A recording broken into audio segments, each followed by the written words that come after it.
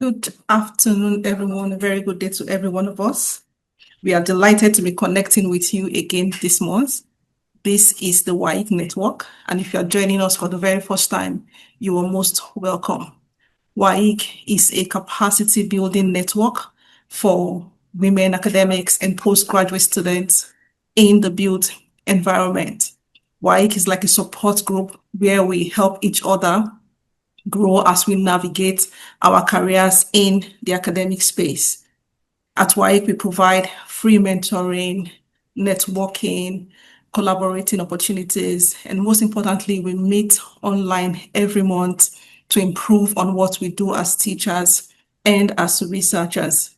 And at WAiC, we are also very interested in issues in the global debate, just so that we can see how we can align our research to solve some of those global challenges. Today at our webinar, we are considering the topic, green cement production potential in Africa, research efforts, market limitations, and possible solutions. At today's webinar, all we want to do is to understand the research trends as far as green cement is concerned. We want to understand the issues, the factors that have been hindering the diffusion of these green cement into the African market. We really want to know what specifically these issues are. Is it that the evidence base is not strong enough to provide a business case? Or is it that there is an unwillingness from people to accept this new material, a resistance to change? Or is it policy-related issue? Or is it, even looking at it from the market side, is it logistic? Is it economy of scales? What really is the issue? What really are the issues, limiting the diffusion of these grain building materials? And we are happy today that we have with us experienced researchers and industry practitioners who would shed light to this, who will help us answer these bugging questions. These are people who have excelled in their fields, and they will speak to us from their wealth of experience. They have both research and practical research, industry experience. So they'll be able to speak to us and answer some of these bugging questions. And in no particular order, we would like to acknowledge every one of them. There are people that they're very busy, but yet they were able to squeeze out time to speak with us today. And for that, we are grateful. Some of them are jumping from plane to plane, from meeting to meeting, yet they're able to make the sacrifice. So Sazamas, we really appreciate you for the sacrifice of your time. We'd like to acknowledge Dr. Wolfram Schmidt. He works at the Federal Institute of Research, the Federal Institute of Material Research and Testing in Germany. Sir, you're welcome. We also have with us Madam Sarah Acheampong. She's head of production at Manuel Concrete Products in Accra, Ghana. You're welcome, Ma. We also have with us today Engineer Fabiyi Olawale. He's a principal research officer at the Nigerian Building and Road Research Institute, NIBRI, in Ota, Ogun State, Nigeria. And we have Dr. Alice Titus Bakera. She works at the Department of Structural and Construction Engineering at the University of Dar es Salaam, Tanzania. She's also the CEO of Kijani Impact Company Limited in Tanzania. Saz and Maz, you're really welcome. We appreciate the sacrifice of your time, and we look forward to a very insightful and informative session today. And to the rest of us, thank you for joining in. We appreciate your support and your commitment to learning. We look forward to your usual comments and questions at the end of the webinar. Thank you very much and have a great time. So Dr. Akinshiku, you now have the floor for your opening remark. Thank you. Okay, thank you, Dr. Patience Tunji-Olayeni. I want to say good day, everyone.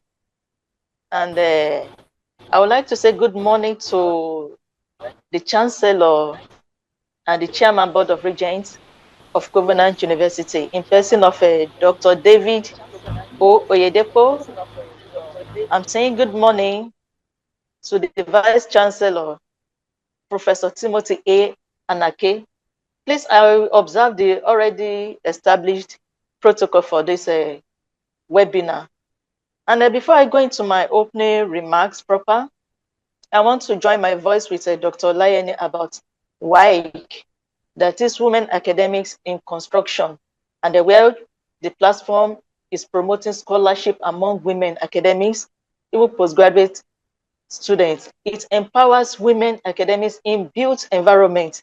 And I would love to tell you that it's not limited to built environment. We have people from other areas of discipline on this platform, and where they built a research, and the leadership skill, and the convener has spoken. That's Dr. Olayeni. I want to say thank you once again.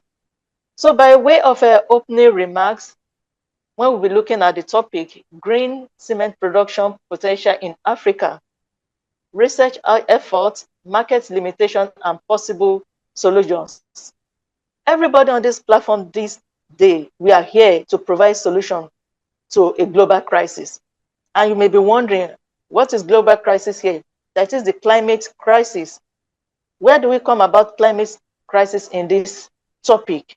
And that is why we are here, because we are looking at one of the greenhouse gases, that is carbon dioxide, which is being produced alongside in a construction. And so we are here to provide solution, and we are answering SDG 9, that is industry, innovation and infrastructure.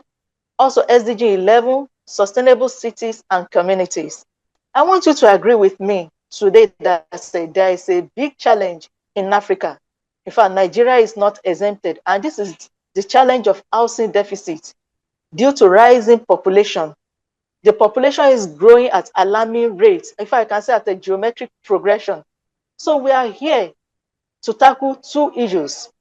No, in the process of producing green building materials, we are tackling the challenge of housing deficit, and we're taking charge, answering the challenge of climate crisis in Nigeria. I'm saying that as 21st century researchers, we need to channel our research. We need to take it beyond laboratory to the level of commercialization to meet up with the rising demand of housing. And because we cannot be talking about housing when we don't talk about the raw materials. So one of the raw materials is a limestone. And we know that limestone is composed of a calcium carbonate. In the kiln, at high temperature, it will disintegrate to calcium oxide and carbon 4 oxide or carbon dioxide. And this carbon dioxide is one of the greenhouse gases that is responsible for the depletion of ozone layer. That is, they remove the blankets covering the earth, thereby increasing the average temperature of the earth. We can all feel the impact in the temperature rise during sunny season, even the flooding effect during rainy season. So we need to shift our research from conventional materials to green building materials. So how do I mean by green building materials? Are they materials that are green in color? No. That is the materials that are innovative, they are eco-friendly, they are sustainable materials that can help construction industry to address the issue of a climate crisis. And these materials, they are sourced from a renewable materials. That is what makes them to be sustainable. In the process, they are going to lower the environmental impact. And this material, they are recyclable. So that is why what makes them to be green. And we have examples of them. They have many advantages. When we are talking about green building material, we can talk about a sustainable timber. You know, we can get timber from wood. We can talk about recyclable materials. In fact, this material will help when we use them it will help in waste management, because we are removing the waste and turning them to value-added products. And by so doing, we are going to conserve our natural materials. Another green building materials is a low-impact concrete. We are all hearing about fly ash. When we make use of fly ash, it means that this material, they reduce the carbon footprint, thereby reducing the greenhouse gas emission, that is the carbon dioxide. So we are encouraged to make use of fly ash, incorporate them into our building materials. What about eco-friendly paint? And this one comes to my field. When we are talking about green paint and finishes, that is, these paints are produced from plant-based origin. We have some plants oil, the oil that are not edible, that we are turning into paint. We all know that after any building construction, whatever we may have, we still need to apply paint either to beautify it or to protect the surface. And these paints, the plant-based, they are non-toxic. In fact, they are produced from a low volatile organic compounds. And in so doing, by the time you use them, they're also going to improve the indoor air quality, thereby impacting on our earth. We are going to promote good health. Then what about green roofing materials? So I want us to know, no, I'm not the speaker of today. We have erudite speakers that are going to do justice to this topic.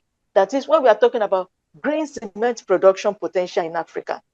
Why Africa? Africa is rich in biomass. So I want us to sit back, fasten our seatbelt, as we delve into this well of knowledge. So I want to say welcome once again and thank you, everyone. Thank you. Thank you so much, Dr. Akinshiko, for that beautiful opening remark. Before we set out into the lecture, we would have the bios. We would like to know a little more about our speakers from their bios. So, Ruhama, I guess you are set for us. Yes, I'm set. Yes. Okay, now I'll read the bio of the panelists. Dr. Wolfram Schmidt. Yeah, we can finish. Wolfram Schmidt works in the Department Safety Officer Structures at the Federal Institute of Materials Research and Testing, EM, Germany, where he coordinates the rheology and admixtures laboratory with a research focused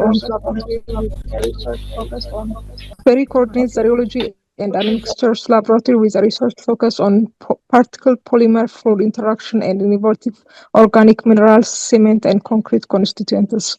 Furthermore, he is secretary of the German Rheological Society and chairman of the Development Advisory Committee of RILEM. He is founder of the Pan-African Cement Round Robin, PACE-PTS, initiator of the conference series Advances in Concrete, Cement and Concrete Technology in Africa, ACCTA, and ISEE Africa Innovation Science Engineering Education, and co-host of the RILEM Week 2026. He has a strong research focus on developing technologies to derive sustainable organic binder, componentable and bio-based resources in circular and cascading process value chain. Now I'll read bio of Sarah Acheampong. Sarah Acheampong is a concrete technologist and geotechnical engineer with over a decade of experience in construction, power, and ready-mix concrete industries across West Africa. She holds a BSc in geological engineering from the Kwame Nkrumah University of Science and Technology, gained other certificates in the industry, and has built a distinguished career in the intersection of concrete technology, production leadership, and quality assurance. She currently serves as a production manager at Manuel Concrete Products, a leading manufacturer of concrete goods and precast solutions for infrastructures and building projects. In this role, she oversees the production and quality management of a wide range of precast and concrete products, ensuring compliance with international standards while optimizing manufacturing efficiency, material performance, and product durability. She leads batching plant operations, mixed design development, quality assurance systems, and technical leadership in concrete production, geotechnical investigations, and laboratory material engineering. Her professional footprint extends across the region with industry experience in Benin, Togo, and Guinea, where she has contributed to major construction and engineering initiatives. Recognized for her technical rigor and practical industry insights, Sarah is passionate about advancing concrete technology, strengthening quality standards, and developing innovative, durable construction solutions for Africa's growing infrastructure landscape. She regularly collaborates with engineers, contractors, and project stakeholders, action efficiency, and Fabiyi Mustapha Olawale. Engineer Fabiyi Mustapha Olawale is the Principal Research Officer in the Nigerian Building and Road Research Institute, NBRRI. He obtained his bachelor's and master's degree in mechanical engineering from the University of Ilorin, Kwara State in Nigeria. He has posted to Cross River State for his NYSC in 1997. He served in Artoliti Systems and Services, a soup manufacturing company, as the assistant maintenance engineer in charge of repair and maintenance of machineries and equipments. After service, he had worked in different industries such as engineering services, manufacturing, including textile and plastic industries, maritime industry, and presently he is a principal research officer in the Engineering Materials Research Department, EMRD, at the Nigerian Building and Road Research Institute. He is a team player and leader. He has initiated many research projects and innovations in the institute. This includes construction materials. Engineer Fabiyi is currently pursuing his PhD program in mechanical engineering at the University of Ilorin, Kwara State in Nigeria. He has presented papers in many conferences, both locally and internationally, and has over 20 published journal and conference papers to his credit. He is a registered engineer with the Council for the Regulation and Engineering in Nigeria and a member of professional bodies such as the Nigerian Society of Engineers, the Nigerian Corrosion Association, and the Nigerian Institution for Mechanical Engineers. He is married with children. Now I will read the bio of Dr. Alice Titus Bakera. Dr. Alice Titus Bakera is a civil and structural engineer, researcher, and entrepreneur specializing in sustainable construction materials and low-carbon cement technologies. She is a lecturer at the University of Dar es Salaam and a former EPFL postdoctoral researcher in the Laboratory of Construction Materials, where she focused on advancing limestone calcinite clay cement, LC3, for affordable and climate-resilient infrastructure. Bakera is the founder and CEO of Kijani Impact Company Limited, a venture dedicated to producing sustainable construction materials and promoting green building solutions in Tanzania. Her research interests include cement and concrete technology, infrastructure, durability, timber corrosion, and sustainable construction, with a strong commitment to translating scientific research into practical solutions that supports industrial decarbonization and affordable housing across Africa. Thank you so much. Thank you very much, Ruhama, for the bios of our speakers. Thank you so much. So now we'll go into the lecture of the day. Dr. Schmidt, you have the floor. Okay, thank you very much. Let me try to share my screen. Okay, thank you very much. Yes, thank you very much for the honor, the opportunity to talk here during the session. And thank you very much also, Professor Tunji-Olayeni, for the introduction to this talk, which fits very well to my situation at the moment, because at the moment I'm jumping from plane to plane, and at the moment I'm sitting here in Nairobi. Right next to me, I can see zebras out of my window. So we are in a very beautiful hotel, which will also be the hotel which is the hotel where the WAiC 2026 will take place in just 1 month. It's more or less the first time since 80 years that WAiC really hits the central part of Africa. And I'm very proud that we were able to get this conference to this wonderful city. But as we're organizing the WAiC, I can also mention that for a long time I have been the Sub-Saharan Africa convener in the Development Advisory Committee in WAiC, and now I'm the chair of the Development Advisory Committee. And before I come to the point, I would like to give a bit of information which might be of relevance here. As Professor Acheampong was saying, that at the moment we are facing global challenges and the construction industry is in the eye of the storm. There's one big problem with the international academic exchange, which is required to find the feasible solutions, that often in the international scientific community there is a lack of voices from Africa, which has a number of reasons, but we have to close this gap and we have to get better connections. And since a couple of years in WAiC, we were trying to provide ways to facilitate better networking between Africa and the RILEM community, but at the same time to bring more events of RILEM to the African continent. And since the last year, we have set up a funding system which allows African researchers to apply for funding to attend the RILEM weeks, and at the same time, African organizers to apply for funding for a base funding for a conference that happens in Africa. And I'm very happy that we extended the range of these fundings, and that this year we had 2 awardees, and 2 RILEM events are going to be organized in Nigeria and in Cameroon this year, and next year there will be a new round for applications. So this is really great.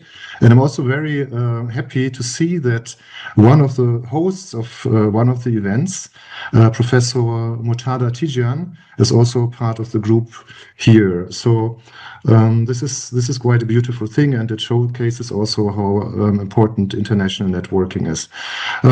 But now, without further ado, let me come to the issue of this talk, which is called Green Cement Production Potential in Africa, Research Efforts, Market Limitations, and Possible Solutions. And we all know that the construction business is responsible for a high amount of energy consumption worldwide, as well as carbon emissions. According to the global ABC, this is 36% and 37% for energy and emissions, but the reality is it's even worse because some of the numbers are hidden in the area of other industries. So we can split these emissions into 2 different shares. One share is related to the operation of buildings, like it's the energy demand, infrastructure, and so on. But there is another large fraction, which are the gray emissions, which are related to the use of materials, to the building of materials, to the processing, and so on. And these typically happen upfront before the building operates and consumes a lot of energy and produces a lot of carbon emission. And in this figure here on the left side, you can see this is the evolution of the operational energy, and here we are improving ourselves more and more. So that means that this share is getting smaller and smaller, but we still have to build structures in the future, which means by building structures and by maintaining structures, these are the orange bars, regularly we increase the amount of carbon emissions. And we can observe that, for example, between 1995 to 2015, the share of the gray emissions has increased from 15 to 23%, which is partly related to the fact that we are replacing quite low carbon vernacular materials by more and more concrete and steel.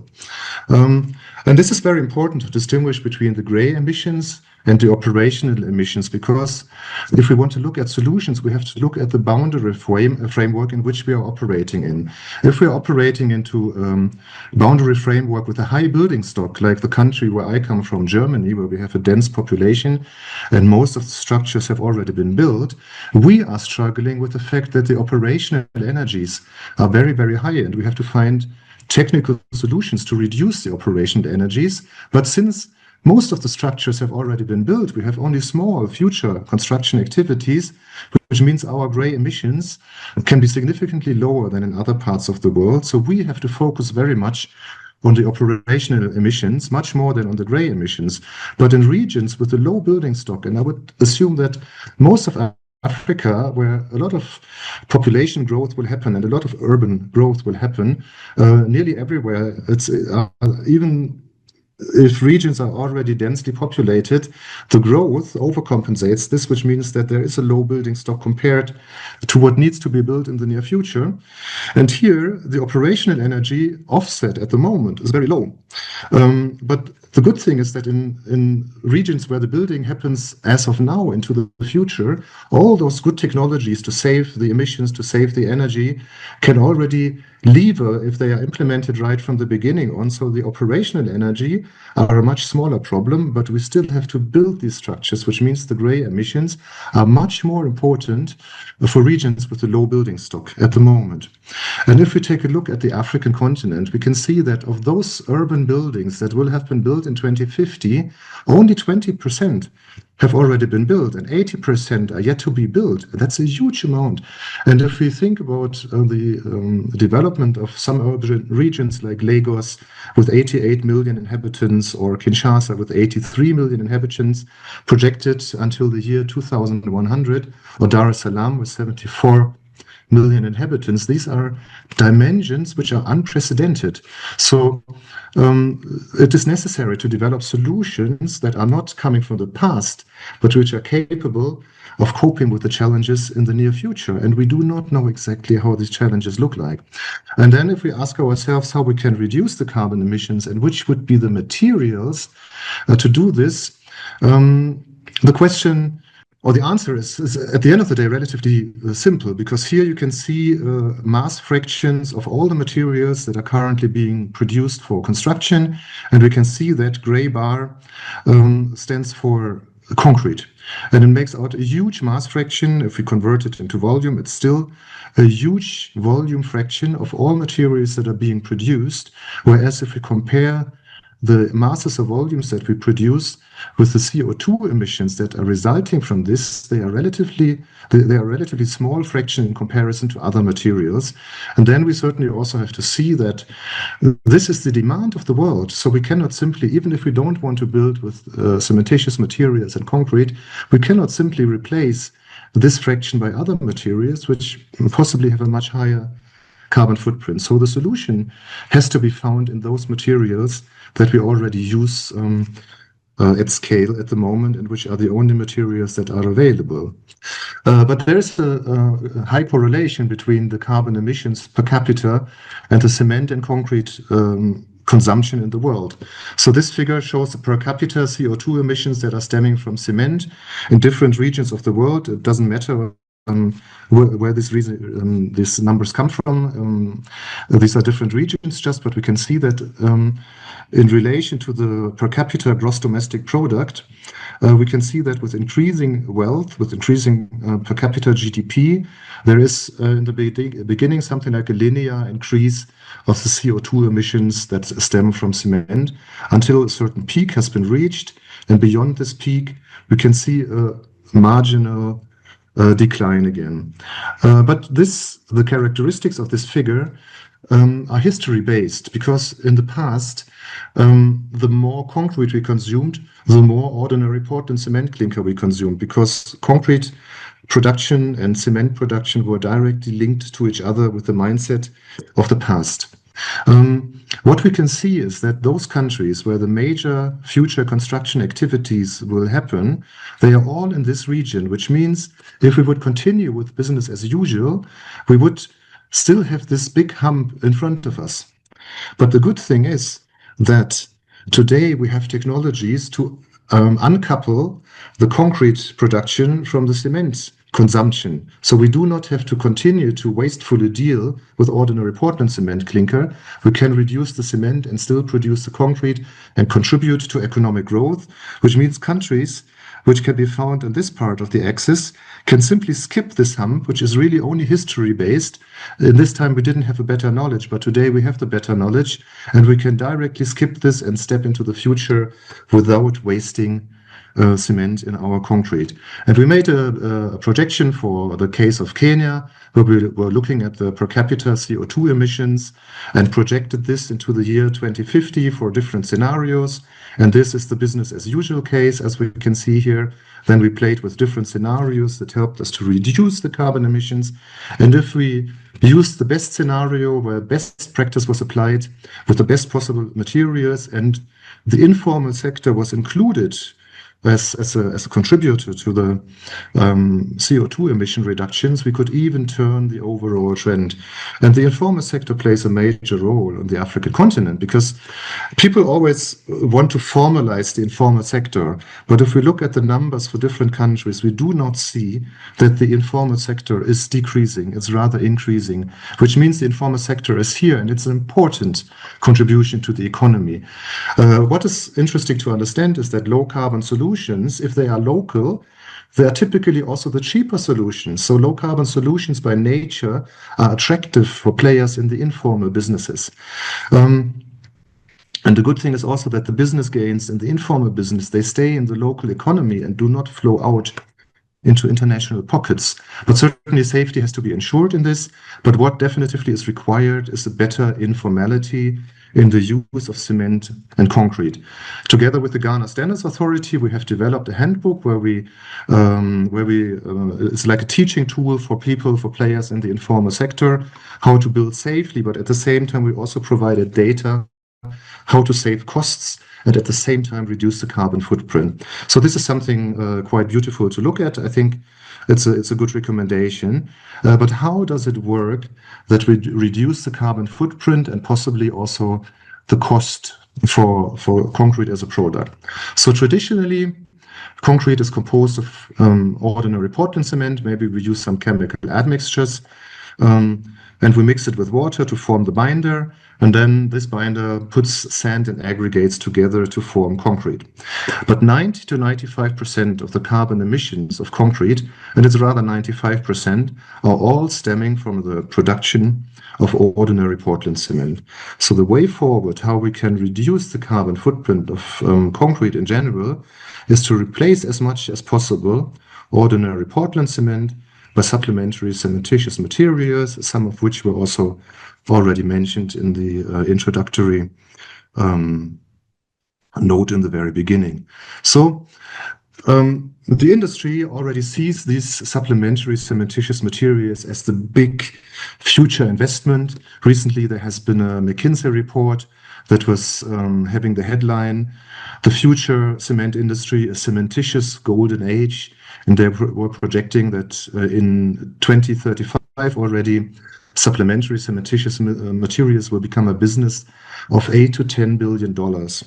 This sounds super fantastic, and people love it. Politicians love it. Investors love it. The whole cement and concrete industry loves to tell the story.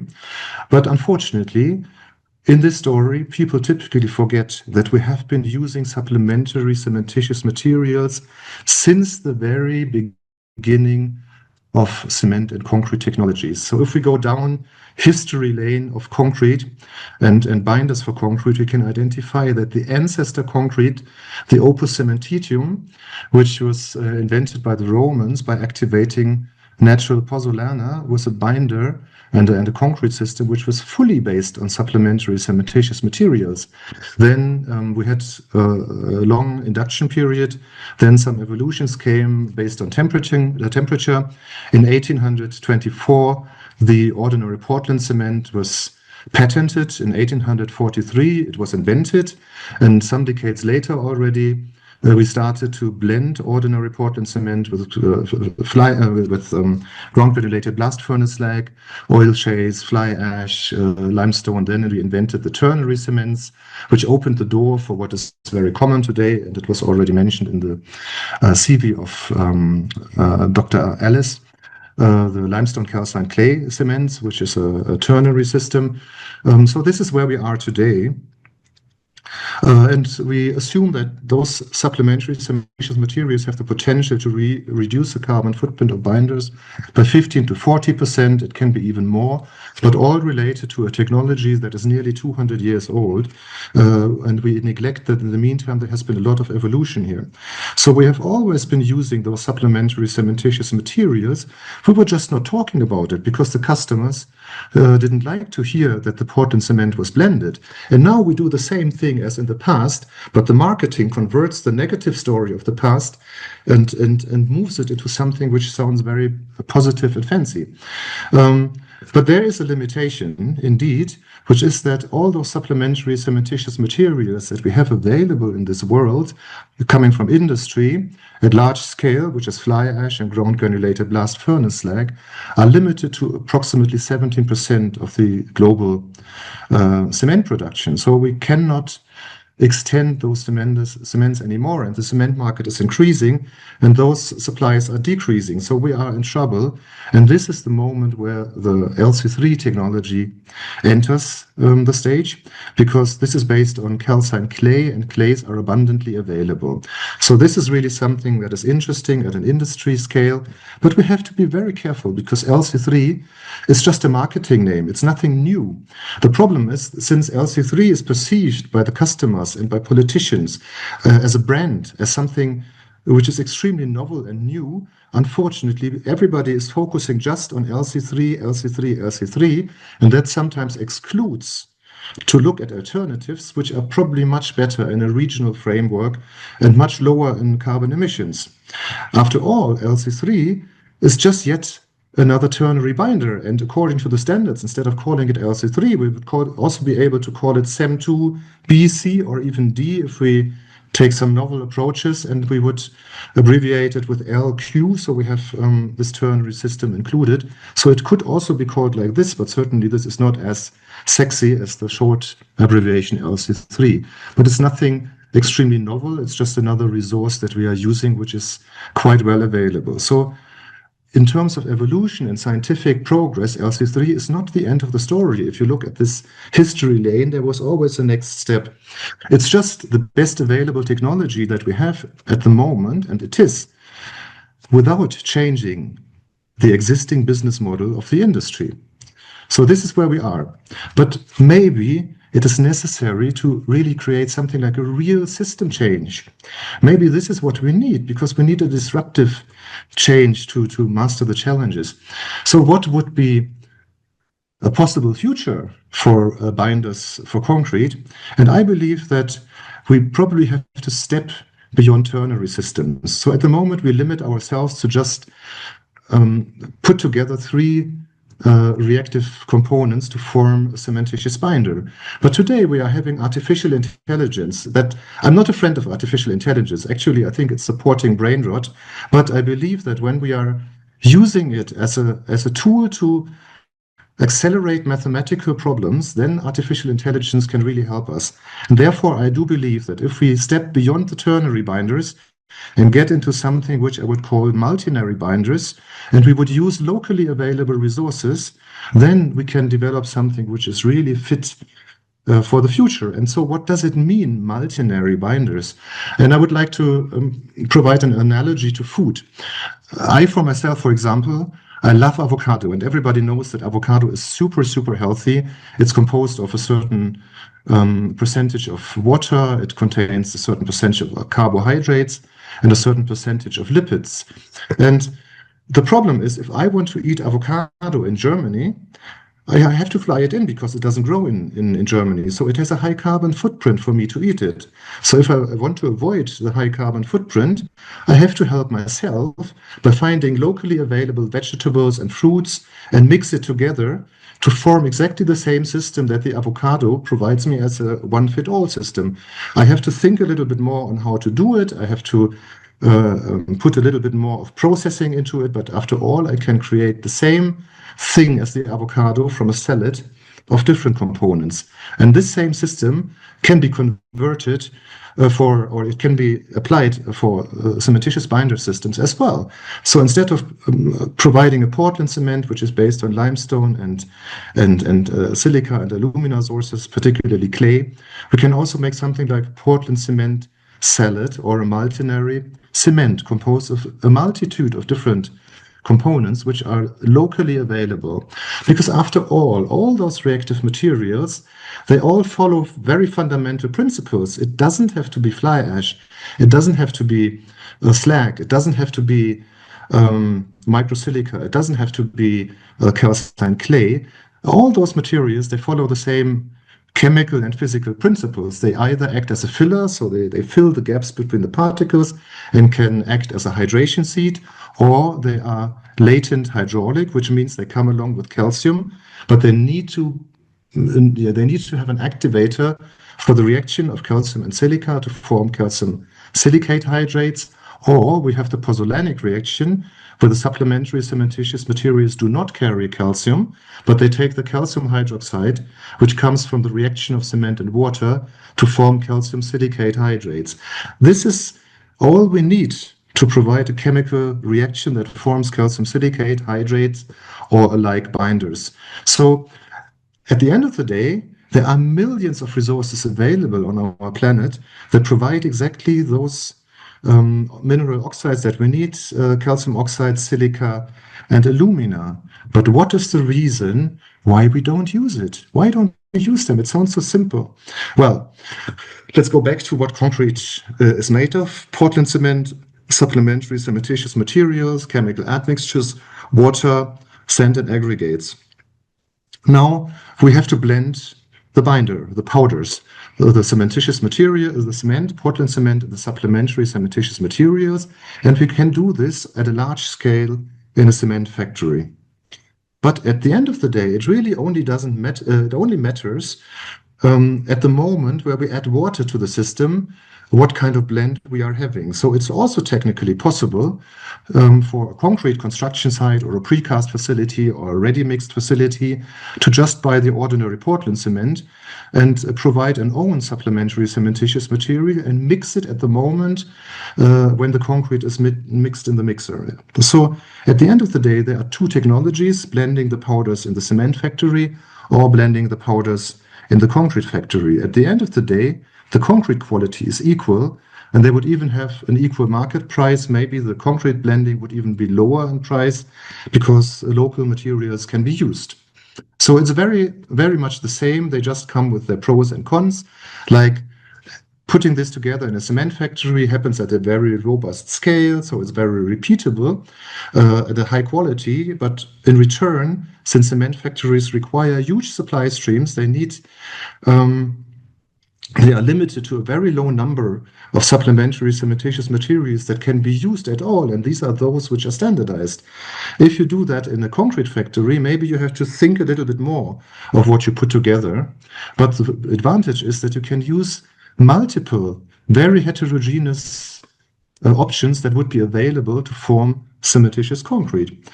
But the reason why we are focused so much on blending the powders in the cement factory is that for the cement producers, this is what they produce and sell in the market in the currently existing system. And this would only what they would sell to the customers in another system. So this is what the cement industry sells today.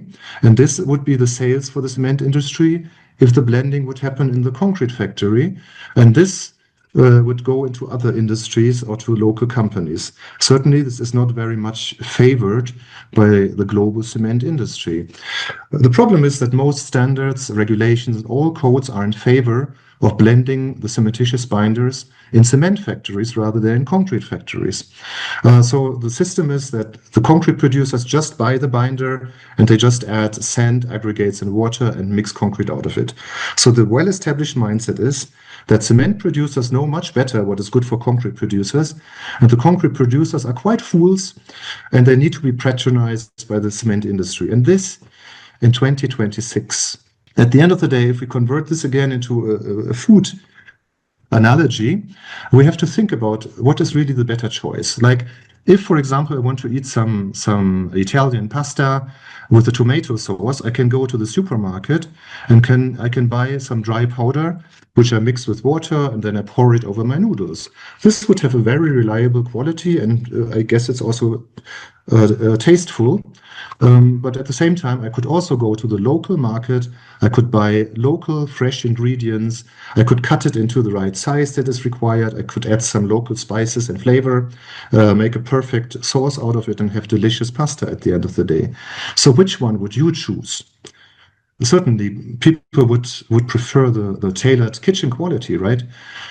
Because it's just a higher quality at the end of the day. It can be more tailored, it can be individualized, and it can be fit to the taste of the people who want to eat it.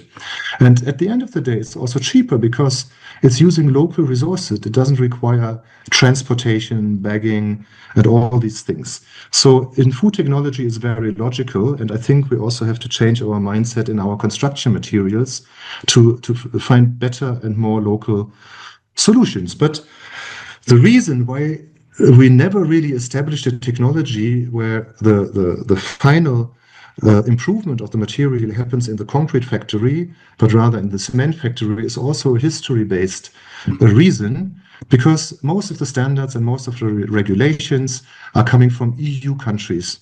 And if we look at the EU countries plus Switzerland, it's not Europe, it's only EU countries plus Switzerland, we can find the same number of cement factories as we can find in sub-Saharan Africa. Sorry, it's totally wrong what I'm saying here. So we have a high density of cement factories in EU countries and Switzerland, but on the same square area, in Africa, we will find a single cement factory where I can find 8 cement factories in the EU countries plus Switzerland. And the customers are much more dispersed because population density in Africa is lower than in European countries, which means the systems are completely different. And it's understandable that in a system like Europe, it makes sense to focus everything on the cement industry. But in Africa, it is a problem. In Europe, the market is saturated, and the cement producers do not want to share with the concrete producers, because if the concrete producers would take over the market of SCMs, the cement producers would lose. But in the African situation, the market is dramatically increasing, and the industry cannot meet the demand of the market, which means taking over the European concept to Africa doesn't make any sense at all. At the moment, it's the cement producers which are the bottleneck to provide enough concrete to the market, because they're pushing very singular solutions. And these singular solutions, by excluding additional and complementary solutions, they hinder the market from becoming better and bringing more low carbon concrete technologies into the market. So the solution to fill this gap is on the pathway between the cement factory to the customer, to install more and more ready-mixed and precast concrete factories that would use their own supplementary cementitious materials locally to extend the availability of concrete and bring it at a high quality to the customer. So the system could look like this with a different regulative framework, that the cement factories, they take the huge global supply streams of supplementary cementitious materials, whereas the local concrete factories, they use the local supplementary supplies, which means it could be a perfect synergy, and it would even increase the sales of the cement industry. At the same time, the society would get more high quality concrete. So cement industries would look at big industrial byproducts, calcined clay, natural pozzolana, whereas the concrete industry would rather look at the small and medium industry byproducts, also natural pozzolana, municipal byproducts, agricultural byproducts, aquaculture byproducts, for example. And some of them are quite interesting, particularly if we look at those resources which are coming from fast-growing bio-based resources. People typically say bio-based resources are not sufficiently available and therefore they are not attractive. This might be true for the cement industry, even though if you look at Latin America and the Caribbean, it can be as much as 10% of the regional cement production, and in Northern America, it can be as much as 6.6%. This is not nothing. It's also worthwhile looking into this. In sub-Saharan Africa, it's only 4.8% at the moment. But if we take a look at the fact that the sub-Saharan arable land use could be tripled, and the hectare yield in Africa, as in comparison to the world's average, is just a third. We could multiply this value by a factor of 9. And then we also have to consider that the cement production capacity and the real cement production also diverge. And this brings us to a number of 86.3% of the currently existing cement production in sub-Saharan Africa, which could be replaced only by bio-based reactive ashes stemming from edible food production waste, like peels, cobs, shells, and all those things that do not have a market or a significant or high quality market at the moment. And that's a completely different system all of a sudden. And this is a potential which is unique to Africa, and ignoring this potential by following standards and regulations that are coming from outside Africa would be foolish.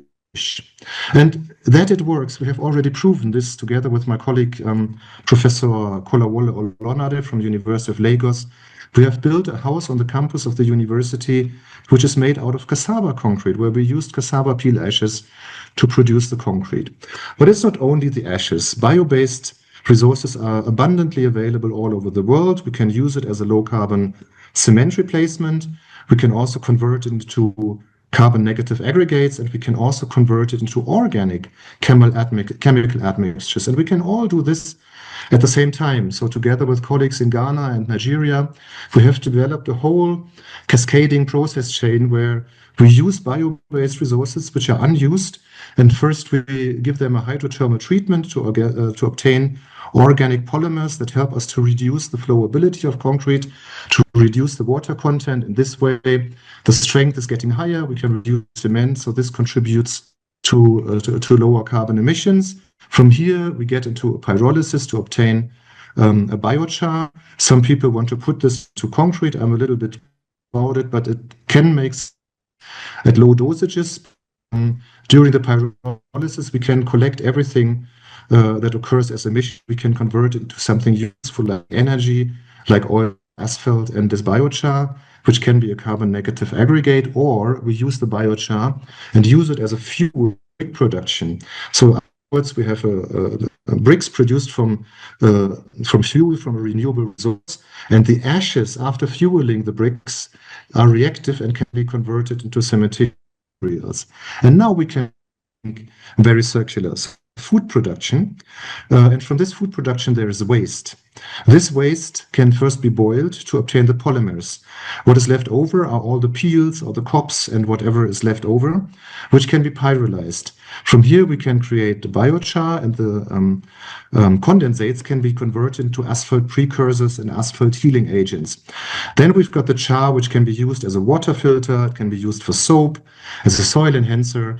You can sell CO2 certificates from it, or you use it as a fuel, for example, for brick burning or for cooking. So you've got bricks and you've got food as products from here, but also you have a waste, and this waste are reactive ashes which can be used as binder for concrete. So if we mix those reactive concrete binders with the polymers, we have a low CO2 emission, high performance concrete, which could be used for vertical gardens to increase the food production to close the entire circle.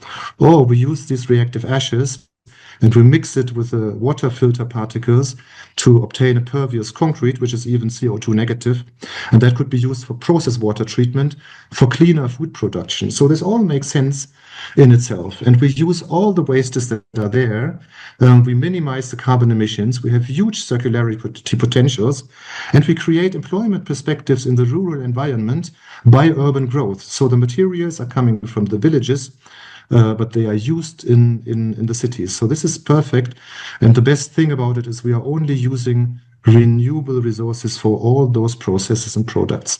So we do know that we have the relevant mineral oxides, we have processes that have been established, and we even have a proof of concept. What is missing are the ecosystems to bring the products from the farms to the process, and from the process into the final construction market. And this is where we are currently working on in a larger project with the Meru University of Science and Technology and the SRH University in Berlin and our institute BAM. Here you can see some members of the team, which actually is much bigger. And in this project, we try to create these ecosystems. So the problem with bio-based resources is they are scattering. They typically occur at a very small scale. They are heterogeneous. They depend upon season, availability, and all types of things. So it's not very interesting for the industry because the scales are too small. So the idea now is to take everything that we are having, no matter how small it is, no matter how much it scatters, and then use an AI function to as a funnel to bring all these heterogeneous small-scale supplies into one large-scale homogeneous supply stream, which is robust and can be provided to the construction industry at a much better quality. So I'm pretty sure that this is a very good approach, but at the end of the day, we should not rely on artificial intelligence when we talk about markets. We also have to apply human intelligence, which seems to be much more important for the challenges that we are already facing today, because concrete is heavily, construction technology in general is heavily interacting with human societies. So it makes a big difference whether we build a bridge to connect people or whether we build a wall to separate people. So there's a high social component. And certainly we can use construction technology to increase the economy, but often this neglects the quality of the working conditions of the laborers and so on and so forth. And we can also provide very green technologies, but often we ignore what happens before we can provide all those certified numbers. So if we take a look at sustainability in itself, and we take a look at the plethora of reports that are there in the market by all kinds of international institutions, they all say that we have to align economic sustainability with environmental and climate sustainability and societal sustainability. But it's a problem because there's a target conflict. We cannot align all of them at the same time in the same ratio. We can optimize for economy and society. So we have a lot of houses cheap, which is good, but the environment would typically suffer. We can optimize for environment and economy, but often we destroy culture, heritage, and so on through this. And after all, we can also optimize for society and environment, but then the economy is suffering. So everything is getting very difficult. I do believe we have to focus much more on society and environment instead of economy. But the only thing that we are capable of doing today is aligning environmental aspects and economic aspects by inventing a whole lot of certification systems that prove that certain technologies are greener and better, which also is quite costly. And this, I think, can become a problem because socioeconomic parameters depend a lot on the perspective from where you're looking at the system. So much of it depends on cultural aspects, on history, on the demand side, on the income, on societal standards and policies. And often we develop things which, according to a benchmark, according to a certificate, seem to be perfectly fine, but they do not serve the society. So often what we call smart in construction is actually a wealth-driven, over-optimistic, over-engineered and totally context-blind utopia. And we are blind for that often. And all those green compliance policies, all those regulations that try to reduce the carbon footprint, they come probably with the best ambitions. But the problem is that they mostly serve to international companies that can afford the certification and that have an influence on the standards, because those who own the standards and the regulations, they own the market. And here the problem is that all those certification systems, they only reward those people who can pay for the certificates, but often they exclude better and local solutions, and they exclude the local players, and the money flows into international pockets.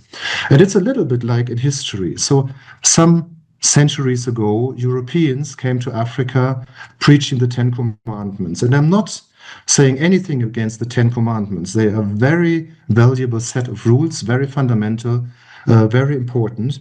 But the problem is that those people who were preaching the Ten Commandments were not abiding by the rules themselves. They were abusing the Ten Commandments as a business case.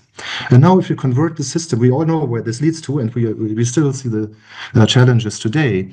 And today we've got the Sustainable Development Goals. They are also a very valuable set of rules, but we do not see that everybody who preaches these rules is abiding by these rules. It's rather abused as a business case. And this, unfortunately, goes at the cost of the weakest in our societies and those who are the most marginalized in our societies. And this is a big problem. So even if we provide environmental protection, we provide economic growth, we have to ask ourselves, where does the money flow to? And we made a study recently where we're looking at a country in the global south taking a loan from the International Finance Corporation, World Bank, or whatsoever. So the loan that was taken was assumed to be 50 million in this case here. And then we assumed that a certain fraction of the construction project flows into pockets of international companies, and another fraction stays in the country, and then there's a fraction with the interest, which is tremendous. So this is the total debt service, which is the money that was taken as a loan plus the interest. for the loan-taking country. These are only the gains from the interest rate.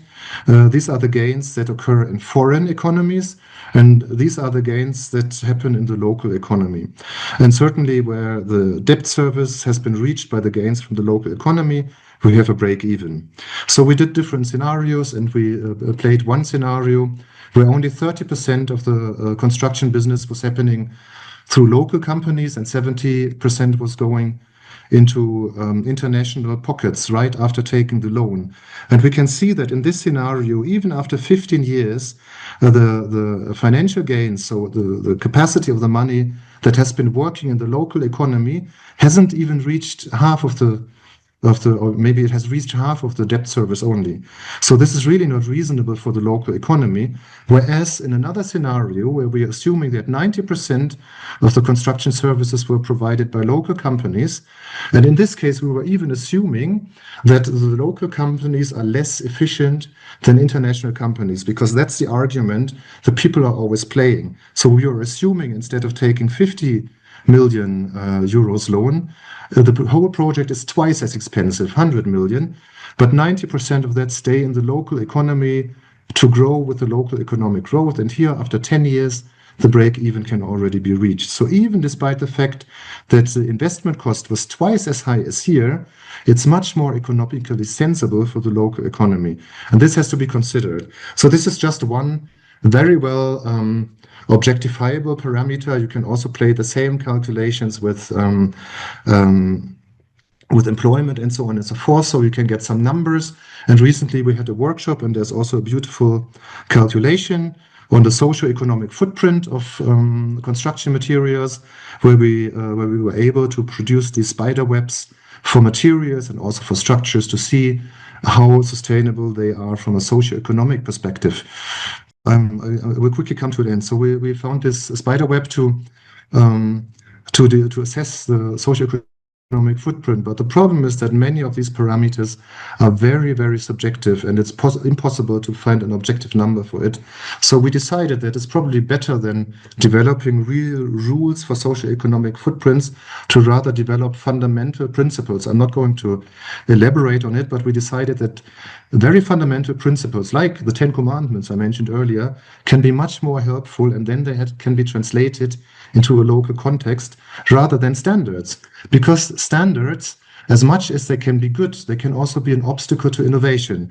And let's assume on the ordinates you see the technology evolution, and there is a certain construction technology that happens at a low level, but over the course of the years, so this is the time the technology evolves, and this is the blue curve, and then we develop standard frameworks. These are the red frameworks, which are improving along with the technology improvement until we reach a certain phase where the standard is very, very good in specifying what the technology should be about. But there could be new technologies which would have the potential to be much better than the existing technology. But since this technology is outside the standard, it will never have a chance to enter the market. And therefore standards can be good, but they can also become a taboo for incorporating better technologies. So for me, standards are like medicine. So if I use them at a well dose, they can boost my system. But if I overdose them, they poison my system. And in the current system, in Germany, for example, we are completely poisoned. We are completely overregulated. To cast a cubic meter of concrete, I have to abide by 128 standards. I have to read more than 4,000 pages and have to pay more than 10,000 euros to afford all these standards. So we are in a situation in the global north, we are completely overregulated, we are stuck. Whereas in the global south, we are often in a situation of being underregulated.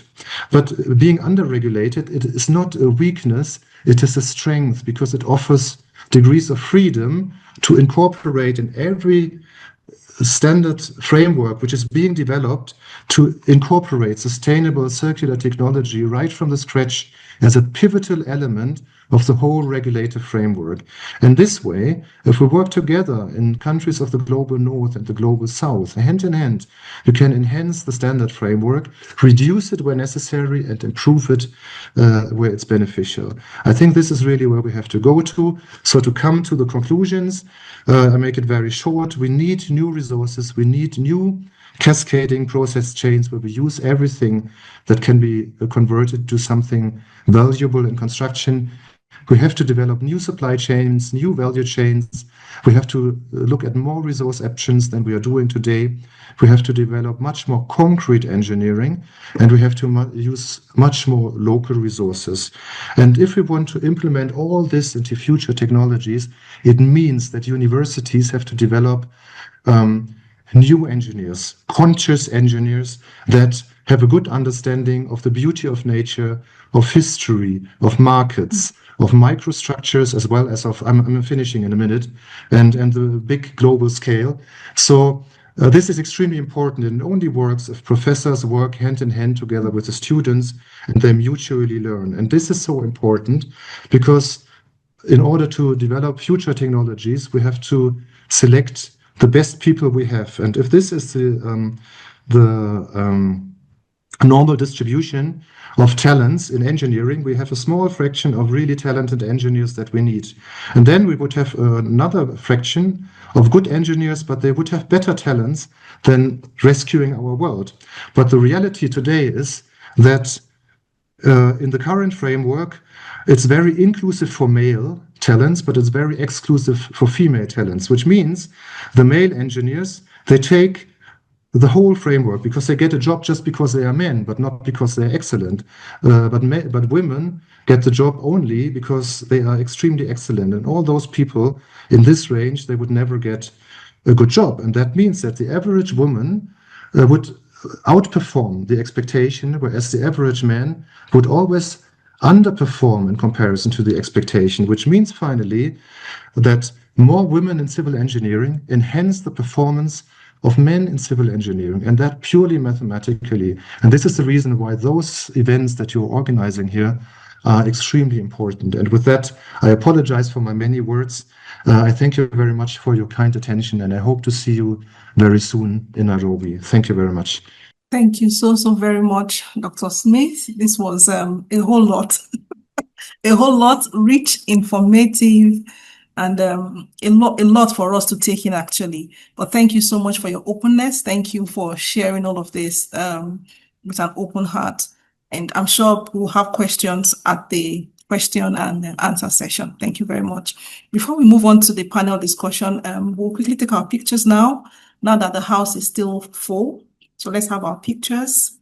Beatrice, let's go. Yeah. Hello, everyone. Please, before we wrap up, could I ask everyone to kindly turn on their cameras and put on their biggest, brightest smiles? We want to take a few group photos. And also thank you, Doc, for an excellent session. Thank you so much for the information. So please, can everyone put on their cameras, please? Okay. I'm not seeing the smiles, please. Can we see the smiles? Okay. So I'm taking the picture 1, 2, 3. Okay. Taking the next group as well. Please smile. Okay. The next group as well. And I think this would be the last group. Oh, there are some people with their cameras still off. I think we're done. Thank you all so much. Yeah, thank you so much, Beatrice, for that. Yes, we'll quickly move on to our panel's discussion. Oh, I see Professor Twala. Prof, good afternoon. Thank you for joining us. Thank you, Prof. Good afternoon. Thank you. Thanks for joining us. Thank you. Yes, sir. So, yes, we'll move on to the panel session immediately. We'll have Engineer Fabiyi take us on. Great. You have the floor now, sir. You can go ahead, please. Yeah. Good afternoon, the organizer of this webinar. Dr. Wolfram, thank you very much for the wonderful presentation.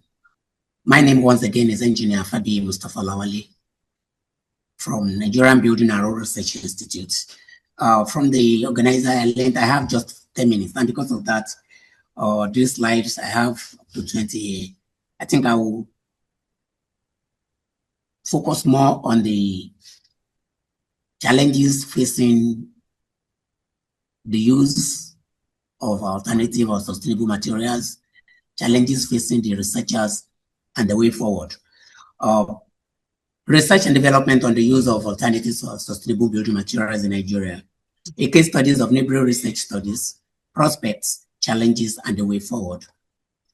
Yeah, these are the outlines. We have the introduction, the categories of alternative or sustainable materials in construction, advantages of using them, disadvantages and challenges, some research studies carried out in Nibri, challenges facing research and alternative material development, and lastly, the way forward. Next two slide, let's quickly move. We won't dwell much on the introduction. There are things already known to the public. Yeah, the introduction.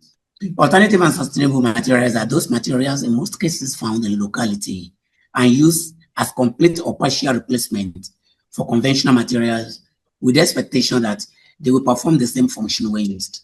In addition, these materials are used as substitute conventional materials to achieve reduced costs due to their local availability, to repurpose waste products around, to mitigate environmental impact, that is carbon emission, and to enhance cleaner or healthier environment.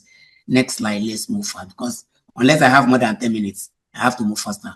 Due to the ever-growing population in the world, the global population is rising high, and the housing deficit is much more, is growing, especially in developing nations. So the use of conventional materials is not enough. Then their cost is getting out of reach of the common man. So there is bound to look for alternatives and sustainable materials for the purpose mentioned above. Let's move to the next slide. We have categories of them. We have the natural materials. This is the soil, clay, laterite, volcanic ash, and so on. These are used in our clay bricks, compressed block, stabilized blocks, and so on. We have the biomaterials, which are plants like bamboo, palm trunk, raffia palm, and others. These are used for roofing, partitioning, insulation, and so on and so forth. Next slide, please. We need to move fast. We have industrial byproducts. This is a fly ash, the granite dust from quarries, metallurgical slag from steel industry, sawdust in our sawmills, and so on. And these are used as cement supplement in concrete production, granite dust piecing block, and so on. And we have agricultural waste, like rice husk, palm kernel shell, and so on. These are also used in replacement for cement, lightweight concrete, and so on and so forth. Next slide, please. We have the recycled material, like our use or waste plastic materials, the used papers, broken bottles, broken tiles. All these ones are commonly used as alternative materials in walling, water-resistant plastic block, glass bricks, insulation materials for partitioning, and so on and so forth. These are pictures of some of the alternative materials around. These are very common in sub-Saharan Africa. You can see the compressor block. You can see the thatch roof. This mass timber is not common in Africa. This is more in the European country. You can see the raffia palm. Today, you can see all those ones in the villages. Let's move on. They have their advantages. They are cost effective. They are very cheap compared to traditional conventional materials. They have low carbon emission, and this prevents greenhouse effect, and it mitigates climate change. The waste, especially this goes much to the plastics. The plastic is one of the major causes of drainage blockage in Africa, Nigeria, and other countries, and this has caused a lot of havoc. So by using all these waste products, I think it keeps our environment clean and healthy, and it encourages materials recycling, reduces the use of virgin product depletion, and this one enhances circular economy. Some of these materials have been worked upon through research, and their quality has improved, especially the treatment of bamboo has increased its mechanical strength and so on. We have, these are disadvantages, uncertainty in durability. Most of this research work are still very recent, and structures are meant to last for decades. So for now, we cannot even say they are good, right? For how long? We don't know. Then look, they are limited to their local availability. For instance, in rainforest, for instance, and tropical regions, you have bamboos.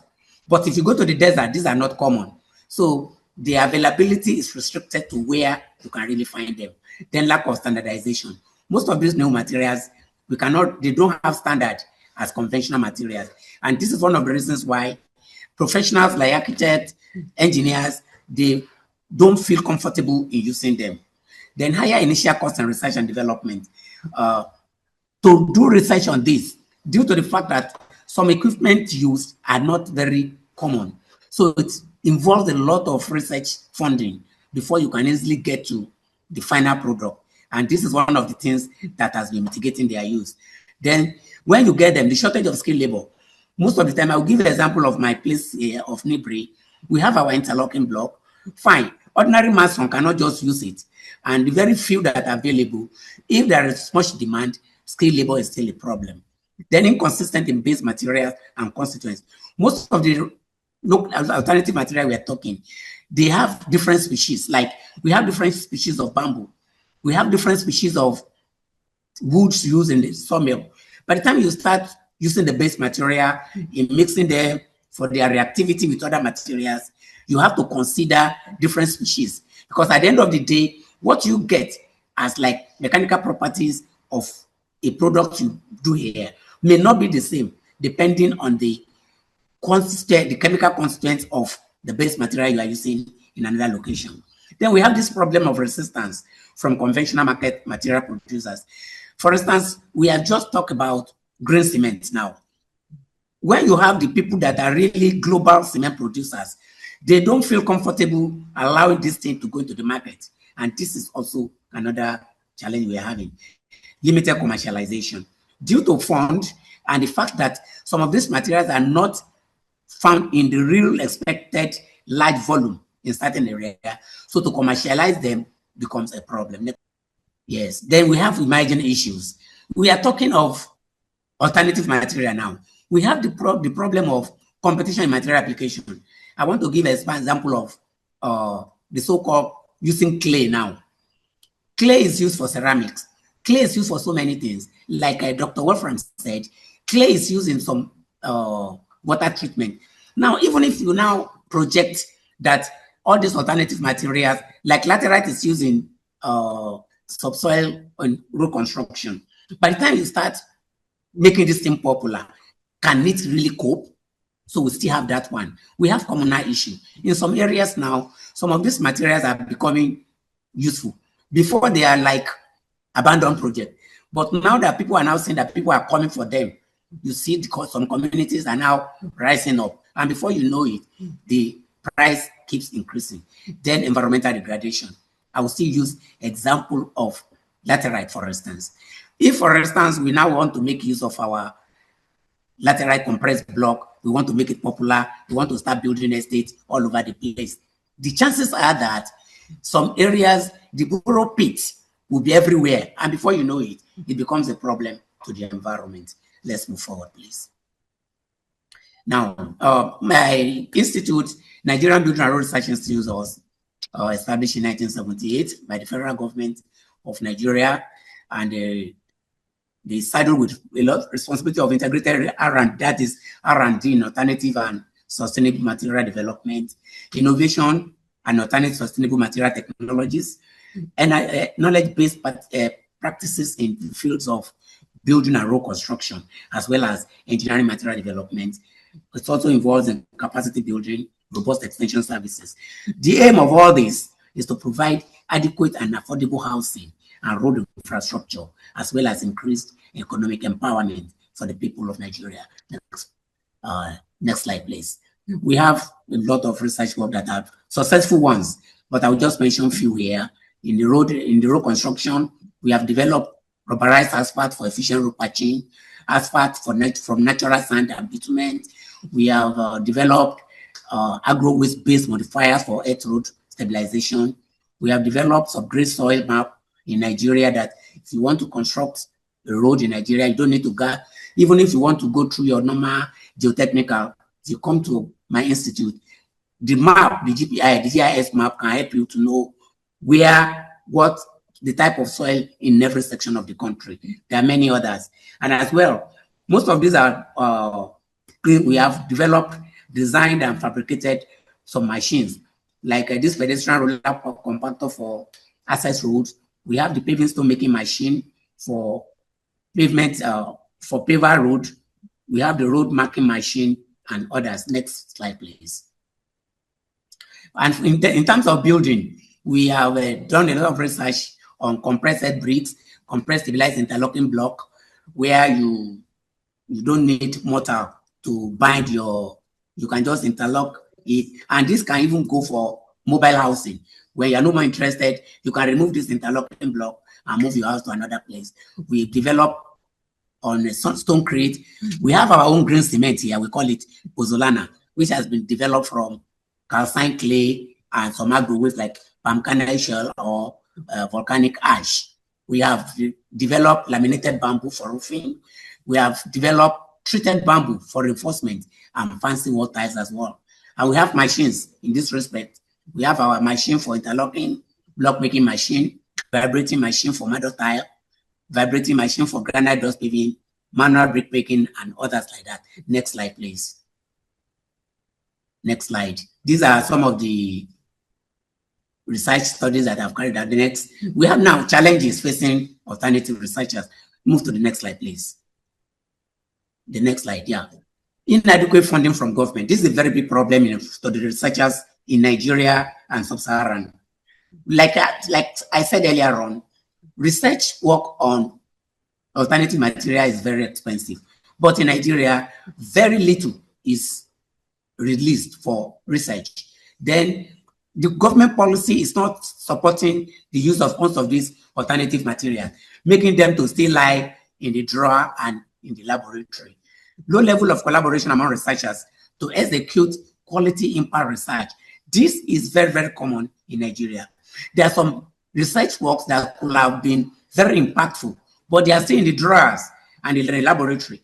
The reason being that when probably a university or a research institute have done the research to a certain level, and maybe they've not gotten the results, or maybe the impact is not much, they don't really go out and look for collaboration for more people to come in and add to the knowledge to make this thing very useful. Then we have absence of grants. It's only in Africa. I've not really seen many people coming out to support private, research. We've said government is not giving. Then grants are not coming from private sector to assist research. And this has also really truncated or even reduced the development of alternative material. Then we have low level of patronage between entrepreneurs and researchers to commercialize research findings. Yes, this is another thing. Some research has been done, but nobody is coming. The mandate of university and research institute is limited to research. You are not given money to commercialize. Nobody is coming. The end result, those research are still there in the drawer. Now, the way forward. First and foremost, this is cry of every day. Government should improve on research funding. If government is not coming, they can as well encourage private sectors. How do they go about this? They can say, okay, support research. If it comes out, we'll give you patents. Maybe this will encourage private sector to come up. Researchers should create more awareness of their findings. This is important. When you have done a research and it has come up, if it is in your drawer, nobody will know. You have to come. How do you go about this? You can organize exhibition, workshops, and then take your research beyond laboratory level. Go up to pilot plan so that people can see it. Then people might be interested. There should be more collaboration among researchers to enhance quality and impactful research studies. I've said this earlier on. When you have an idea, you have done it to a certain level, you are not getting results, invite people so that at least everybody will enjoy at the end of the day. Private sector should patronize academic and research institutions to commercialize research work. Next slide. Research studies should go beyond laboratory. I think I've said this. They should go beyond laboratory. Take it to pilot plan level so that people can really see it. Then, this is important. Close monitoring of production and installation processes in the early period of commercialization. This is important. I said something earlier on concerning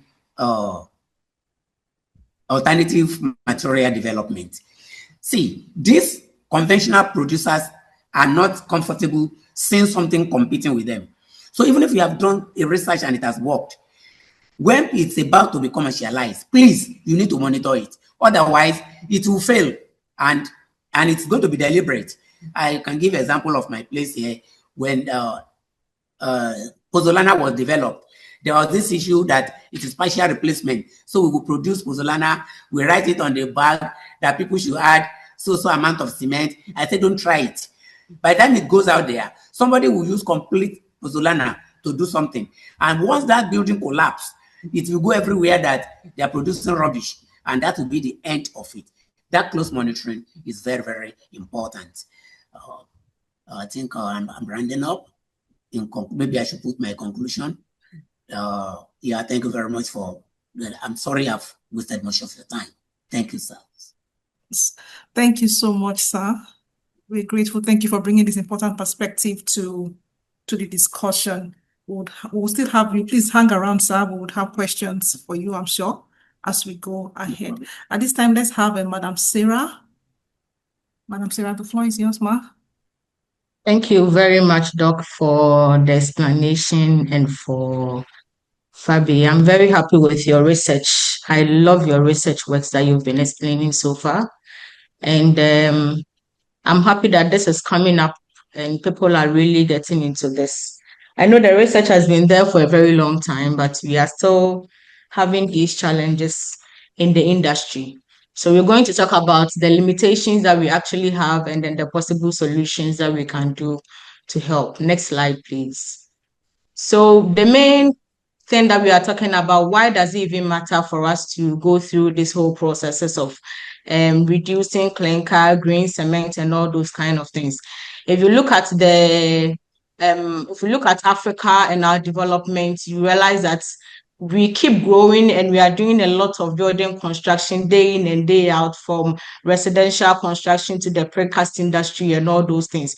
So it's becoming a need for us to study these kind of things. We are currently producing 78% of global carbon emissions, which is also affecting our climate conditions. So all this has come to the need for us to also monitor and then find out how best we can work with all these green cements that is coming on board. Next slide, please. Okay, so African construction, it has been projected that from somewhere 2050 to come, we will have about 230% of construction, meaning building, estates, and all these things coming on board. And when these things are coming on board, we are expected to produce about 4.6 gigatons of carbon emission a year, which is something that is quite alarming for us to really consider and then see the new things that all this researchers team has brought on board and how we can use it for our works instead of concentrating only on clinker and cement in general. The innovations has already started, and in Ghana currently we have CBI cement, which we have almost somehow the largest calcined clays plant in Ghana currently, CBI, which is producing 32.5 in the market, 42.5. Actually, they are even doing 52.5, which is still in the market. So let's find out how it is really working in the market. Next slide, please. I will speak more about the limitations. For this part, the Pozzolana cement and then the LC3, I have seen Doc and then Mr. Engineer Mustapha talking about it a lot in their research work. So I'm not going to speak much about it because we really had a lot of idea. We'll go directly to the market limitations. Next slide, please. Now, what is really holding green cement back? What is the problem? Why can't we use it? Why is it that all these discussions have not really affected the market? Why are we not changing it? So currently, what the problem is the product development itself. Now, we've heard a lot about fly ash. We've heard a lot about all these kind of things. Somewhere in the 2010 in Ghana, we introduced calcined clay, or let's say fly ash pozzolana cement, where they were doing it in a ratio. So you buy 1 bag of the pozzolana and then you buy 2 bags of cement, and then they will say 1:2, where somebody will mix it. And then it was a whole lot of issues with it. So they had to close it, just as process that you will give it to somebody and the person will do some mixes that you would be surprised that that person did that. So at some point they have to just hold it completely and then now take it into the cement factories where they will do all the production together and bring it out as one full mix without you doing the mixing on site. Now the problem is that even after all these developments, it takes a lot of researches for you to do to be able to even come up with a cement that is going to work some way, somehow with the ones that we have on market. People are finding it difficult to use the new cement because we have generated our mix designs and all those kind of things under the Portland cement. And so coming back to using this new mixes to do our concrete and all those things is becoming a challenge for the engineers on markets. So this is a particular issue where we are having. And then the other part that is even making people more confusing is with the color. We all have a mentality that cement should have a gray color and all those kind of things. So if we see a cement which is a little bit darker in gray, then people are beginning to think that, oh, the strength is not good, oh, it's not the best. So these are problems that we are actually facing on site in the industry. Now, limited awareness. Most of engineers has very low idea of all these things that we've been talking here. And I'm really happy that we have these kind of meetings and trainings coming on board for people to understand. We have different cement types. We are only used to the SEM1, SEM2, SEM3, and that's it. So any other thing that is coming in without we knowing about it becomes a total disaster for most of the construction industry. And most of the mix design that we have generated are old mix designs that we are developing on. So if you bring something new that we have to now readjust the whole system to come to this level, it becomes very difficult. Now, the second aspect is that few people actually test cement on site. Most of them just take whatever is coming from the producers and we go ahead and we use it. So we don't even check what the cement is about, the consistency of the cement, how workable the cement is, the strength, the curing, the setting. All these things are not done on site. So if you bring any cement that needs a professional engineering method, it becomes a problem. Because when you are using a cement, that is the LC3, because it's mainly a clay kind of thing. If you are not really somebody who understands it to use it, trying to use an admixture to reduce your water, you end up adding more water to the concrete. And we know what is going to happen at the end of the day. Your strength will go down. So people don't really want to push their effort in that aspect, so that by the end of the day, their strength becomes a problem. They don't even know how it's going to cure, and it sets fast too. So most of the ready-mix concrete are trying to run away from it, because if you use it and you are traveling for a while and you don't engineer your mix design very well and then you use it, it's going to cause you a lot of challenge. So these has all been a problem for us. Now, financial aspects. If you look at it, since when Prof was talking, he said that it's been over 200 years, but we have not really seen any of these things coming up, like a factory being set up or all those kind of things. People still see it as a risk to invest, because if you invest in it and then it doesn't come up as how you want it, then it becomes like you have invested in something that is not going to be profitable. So everybody is trying to shy away from it. And so it becomes something that is a market product. It will become very difficult for people to come in. So the financial aspect, where Prof was also speaking about it, you have the research, but you don't get the support to come through to also help you with your research. Now, lack of education, which is a big issue.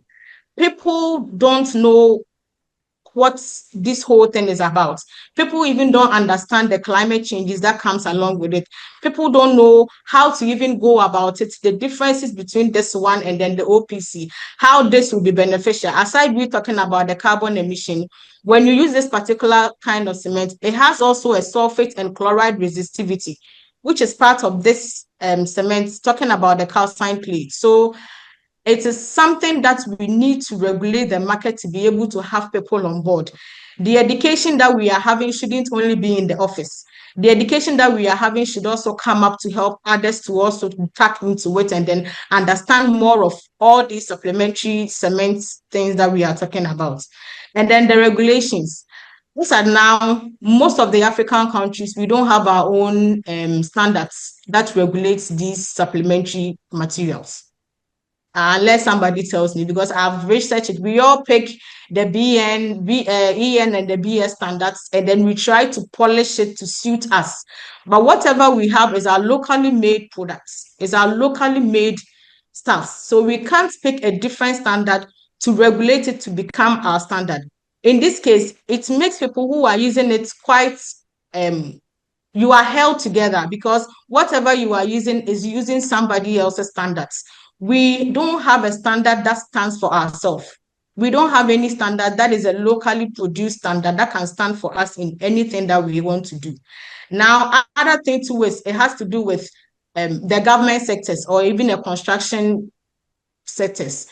The government industry, where most of their infrastructures are built and all those things, are not willing to also give in room for these supplementary cementitious materials to work in the industry. So because they don't have long track records, we try to shy away from it. Because if you give a contractor project and you tell him, we are trying to do this, so try and use this particular type of cement or try and go with this particular type of cement, it will give the contractor room to also work with any other cement. But sometimes they just, by default, let's go ahead with using the Portland cement. So we don't even have access to use the other types of cement that is coming on board. So these are the limitations that we have. And then for us to be able to work on these kind of limitations, we have to now find out the possible solutions that we can do in the market to help us. Please, the next slide. So what are the possible solutions? Performance-based standards. So because we are used to the old products that we have, we are always trying to bring new products to work like the old ones. Until we accept that this type of cement is this type of cement and it can't work like what we know already, it will be difficult for us to have that on the system. We need to let these cement work like how they are, not they mimicking like the Portland cement or they mimicking like the old type of cement that we have. So the cement should be able to function on its own. People understanding how the cement works, how it cures, the certain time, and everything on the sites. And that is how we'll be able to bring all these explanations that we are doing on board. Because if we go ahead with the research, if we do all these trainings, but we are not able to bring it on board in the market, it becomes difficult for us to regulate, because the people who are regulating it doesn't want to use it because they don't understand it. So we have to let them know that it's a performance-based kind of thing and it has to work on its own and not merging it with other things. Now, public procurement leverage, as I spoke about it, government giving rooms to people who are using, I'm using more of LC3 because that is what is currently running in the system. So let me pick that up more. Let's say government gives a leverage to contractors or whoever is coming on board that if you come and you use this particular type of cement in your works, I can give you at least 5 to 6% of price reduction when you are bidding. In that case, people are encouraged, people are moved, people now begin to think that, okay, then I have to really understand what this cement is about in my concrete usage. If you don't get that go ahead and people are still giving Portland cement as a default cement that everybody should go ahead to use, then we will not get that cement on the market. Advanced market commitments. The producers of these kind of binders, these supplementary cementitious materials, should also be willing to come on the market to meet the consumers. Why do I say this? If you bring a product on board and someone comes to buy the product and you leave the person to go and use the product, it comes back to you. Because if you don't follow up, just as Engineer Mustapha said, if you don't follow up and be there and then train the person, give the person technical support in whatever the person is supposed to use it for, the person will end up just leaving the product down, because the whole thing that has to come around with the product is too much for the person and he's not willing to go ahead. We can also do something like incentives, trying to discuss with the person, oh, if you buy 2 bags of cement, we will come and teach you how to use it. We might even give you 1 bag of cement additional. This is not just to push a wrong cement on the market, but it's also to push the right thing on the market for people to push and then try to use the product that you have. If you don't do all these kind of things, already people are not willing to do it. So we have to find a way to get people involved in using this kind of cement.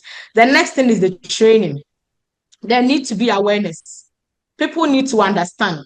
People need to go through trainings. We can organize training even on the field. You can go to the field, pick the product, explain to the person how the product is being used. For instance, we have seen that we can use bamboo. We have seen that we can use cassava to produce concrete. We can go to the market, use the same products, produce it, do the building and everything for the person. People on site will have a look at it. Else, whatever we are showing is like, it's a cast in the air. We don't even know where all these things came up from. It's just there we are showing. But we can also move it extra further onto the field, on the site, teach the people how to use it, let the people understand how it was done, and then they can also pick it up from there. Because in the construction business, they understand more of practical than theory. If it's not worked for them to see, the explanation is there. Yes, we will not. But at the end of the day, when it's not a practical thing, it becomes difficult for us to go ahead and then use it. So what can we do starting now? I'm talking about only 3 people, the industry players. What can you do? So as I said, producers or any technical person, for instance, whilst we have people who are in the research institutes and organizations can come up whilst the product is being used on site, so that they will take the people through.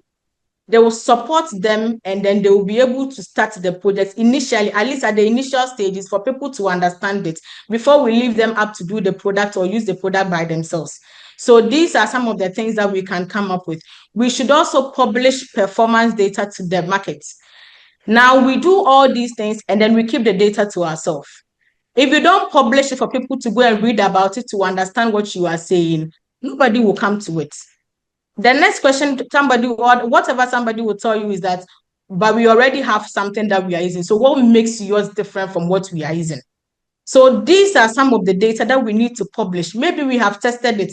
We have seen the strength. We have seen pictures. We publish it out for people to have a look at it, read about it and understand.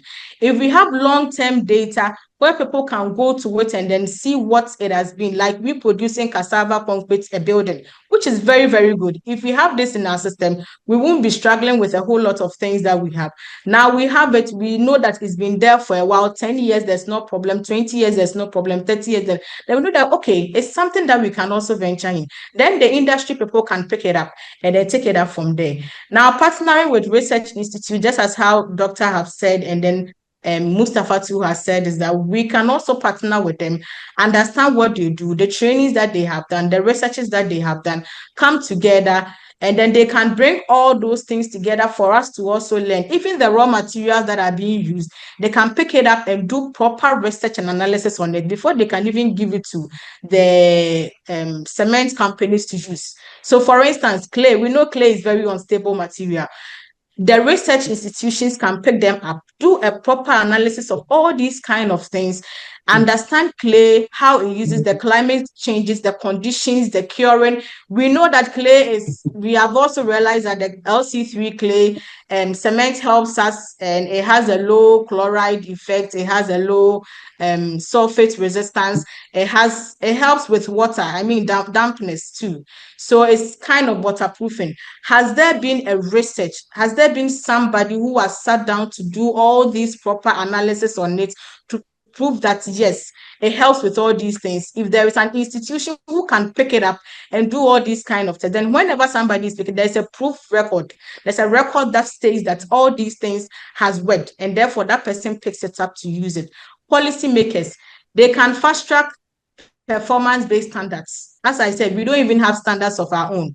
These supplementary cementitious materials we are talking about, yes, they are there. They've been in the system. Do we have a particular standards that speak for them? Not a different standard, but our own developed standards where we can pick it up and say that this is a locally produced material. We have the standards that go with it. How best can we regulate it and then work? Because if we leave it to work because we don't want it, then people will produce anything that they want to produce and it will come back to us at the end of the day. And then something that is very promising will end up not being promising anymore because it couldn't feel the pressure in the market. Now we have to set local content targets for public infrastructures, which I've already explained, ease financing routes. So people who are interested, just as Engineer Mustapha said, when they want to make researches, the government should come in, they should ease the routes in which they are using it to do all these kind of things. When they are generating this, the government should even come in to help them with financing. to be able to do all these kind of, because at the end of the day, these researchers comes back to help us. So they should be able to be financed, they should be able to be helped. People need to come in, private sectors, every other person that is interested in it. Even these cement producing companies can come in, help them to do all these researches, and then they can even take back the results at the end of the day to do the works that they want to use it for. Because we can also reward manufacturers who, based on verified CO2 emission reduction achieved through LC3 production. So when we have manufacturers who are able to produce cement, or even construction companies who are able to use these kind of LC3 products or cementitious materials to produce concrete and all these kind of things, we can also reward them. This is in a way to just push people to understand these kind of things and then have interest in using the product that we already have. Steady durability of local SEMs under all climate conditions. This goes to the research team, the students on board, every other person who is into research. We can do a durability test on all these local things that we have already spoken about. We can do an in-depth understanding, and we can also do it to the climate conditions that we have. Whether it's in the rainy season, whether it's in the dry season, are these products going to survive? When we push them into a condition where we have this weather forecast, look at our weather point. Sometimes it's too high and too hot and everything. If we are to use all these products, is it going to survive in our weather conditions? When we are done, we document these case studies on board. We keep these data so that people can also assess it, to be able to use that these things that we are speaking about really work. We need to also bridge the lab studies with the construction field. Now, we can stay in the lab and do all these studies, but if we don't enter into the construction field to make them understand, or make you, the lab person, feel that, okay, whatever I've learned in the lab, when I take it to the field, it's a different thing altogether. I can also understand the field aspect and bring it to the lab again, do another research, go back to the field, and then go and do it the same. Because if you stay in the lab and you do all these researches and you come up with it, if it's not well used in the field, the research that you did in the lab will not survive, because it's the field people that are going to use the lab research that you did. So you need to bridge that gap. Move to the field, move to the construction industry, move to the people that are supposed to use the product. Let them understand from your research point of view, and then they will also tell you from their construction point of view. Then we merge that gap to be able to use the product that we want to use it for. All these green cement that we are talking about is effective, is good. Yes, we can use it. But how best can we use it when we don't give people that opportunity to understand it more? This is where we need the students, the researchers, the people that wants to come on board. They should come on the field to come and meet we that we are on the field, so that we can also understand. Because if you come to the field, we will only tell you that we need a strength, we need a cure, but maybe you also have something that adds more to the curing, more to the strength, more to all these things that we are talking about. So today, the takeaways that I want to talk about is that we have clinker, we are talking about low carbon emissions. We have a lot of factories that are producing the clinker, but we don't have factories that are also producing these supplementary materials that we have there. And a time will come, clinker is going to be an issue, because when we start producing it and we begin to have these climate and weather conditions, a time will come, maybe it might be halted. So we need to start looking for another option to start using it now. We won't wait for clinker to be out of stock or clinker to be out of the system before now we begin to look for solution. So the clinker that is moving doesn't mean that it's the dead end. We have other solutions. Let us start building up those solutions. We don't need to wait for years to come for us to know that we don't have it at all before we begin to look for the options. 200 years is enough for us to start using it. It's enough for us to start building on it. It's enough for us to start establishing it in our system. That is what I have today. Now, the technology and raw materials already exist. As I said, what is missing is the standard to regulate it, the skill and the market confidence. We need to build the market confidence. We need to let people understand that it works. It is not just things that we talk about. It works. We need to bring it into the market for people to know that whatever that we've spoken about, whatever research we have done can work. It's not only for low buildings. It can also work for high-rise building. We need to do a practical test for people to know so that they can build that confidence in the product that we have. We need to close that gap Closing that gap needs everyone in this room, everybody here. We all need to close that gap, from producers to students to regulators to researchers to everything. We all need to come on board. We all need to come together. We all need to work through. We are not working for only construction people, but whatever researchers do, whatever that educationists do, whatever that everybody here in this room go ahead to do is what is coming together to help whoever needs to use the product. And it has to come from all of us. We need to come together to do this. Africa isn't just adopting green cement. With the right support, it can help define what it looks like globally. We can make these changes. We can push this standard. We can push these differences.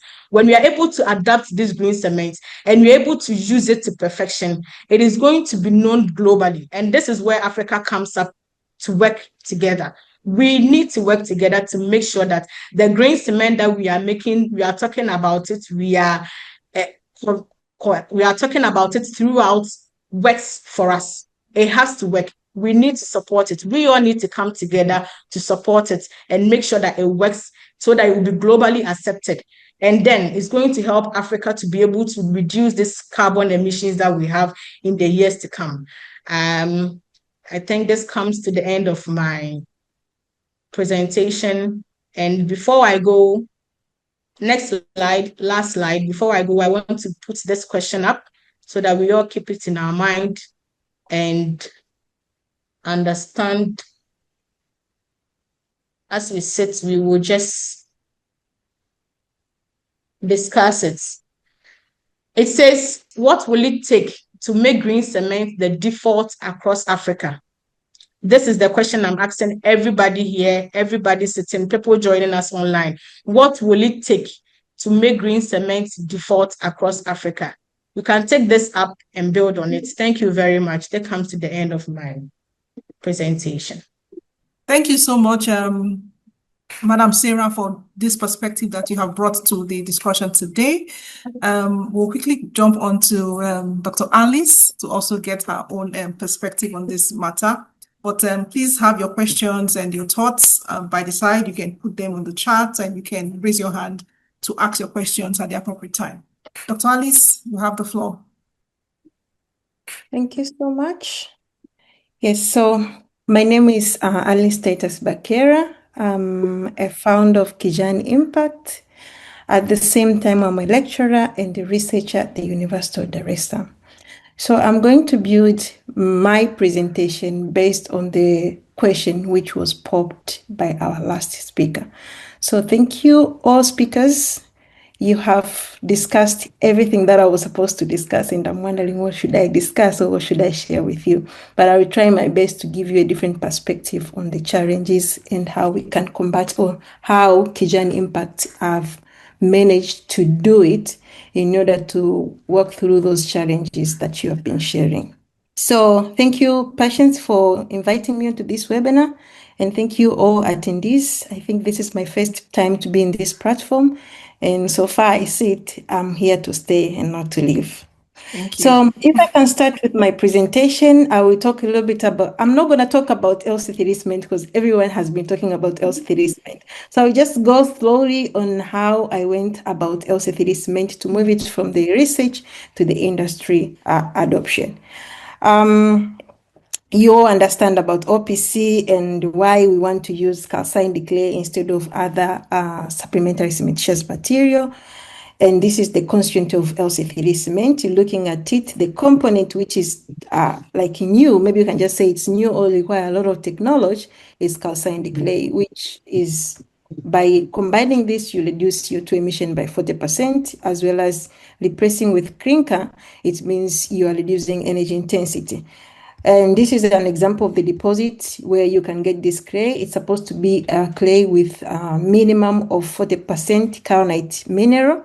And once you calcine this clay at a temperature between 740 degrees centigrade up to 80 degrees centigrade, you get what you call calcined clay. You blend it, you get your LC3 cement. Simple like that. Seems simple in the discussion, but once you start going deeper, that's where complication starts. So in terms of reactivity, several studies have been done comparing the reactivity of calcined clay with clinker and with other cementitious material. You can see here we have pozzolana. It has low heat of reactivity. We have fly ash. We have slugs, and here we have calcined, which has a wide range of reactivity depending on the carnate content within the clay.